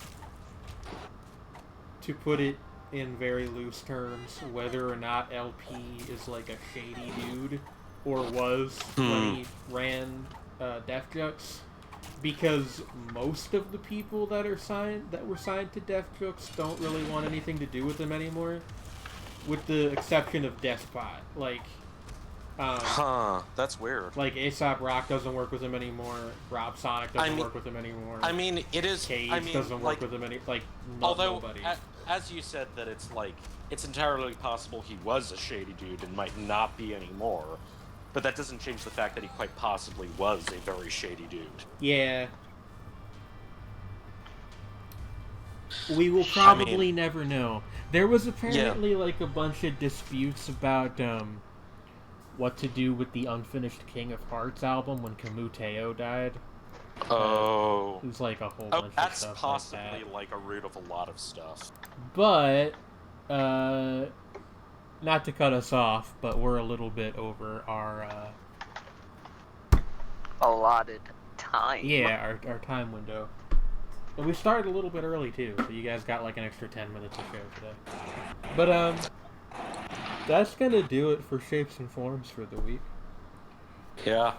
It's been a deluxe episode, and... A deluxe episode. Oh, actually, I did want to mention, like, one more thing. It turns out, the cool thing with some of those bands that show up on those early cassette compilations is that every once in a while, like every couple of years, someone will dig up a cassette that's, like, they're up the rest of their output, or they'll find, like, the one LP that they put out and put it up online. And, like, in the case of this one band who were on Rising from the Red Sand Metamorphosis, who, like, there was almost nothing available of them at all. There was, like, this live cassette that went up, and, like, when it went up, it was, like, one of the guys who was in the band was, like, this is really cool. It's a total blast from the past for you just putting it up there, and I thank you so much. And that's actually super cool to me, is, like, it's not, like, copyright. It's like the opposite is like, holy shit, people Sredni. actually care about our band at all. Sredni. Yeah? They did surgery on a grape. And that's the end of Shapes and Forms for the week. Good night. Stuff. If you want to support the channel, there are links to do that below the viewing window. Our episodes go up on my YouTube channel, PJ Let's Plays on YouTube.com. If you miss part of it and want to watch the rest later on, go to Trey dropped a link to his blog in the in the chat. You should go read that. It's cool. And you should go read my review of Made in Abyss, which you can Wikipedia notable. Which you can find at the bottom of the Wikipedia page for Made in Abyss. Yeah, it's under reception, and Julian Maurman of Them Anime Reviews said X, and there's a link. I just said my full name on. You did. No. Doxing yourself. I'm gonna get. You should also go read my review of A Place Further Than the Universe, just because. Go for it. Yes. I'm not even gonna tell you where to find it. Look it up yourself. It's on Geek Girl Authority, isn't it? No, it was one of the ones I did on Analyst. Okay, well, go to Jane's Analyst and be like, stalker on Planet Analyst. Jane on Analyst.co. I have many anime reviews. I'm being friend requested on Facebook, which I almost never use, but I'm okay with this. But anyway, this time you got me out. We should actually end the show now, because I think my girlfriend. Good night, everybody. Bye. Good night. Bye.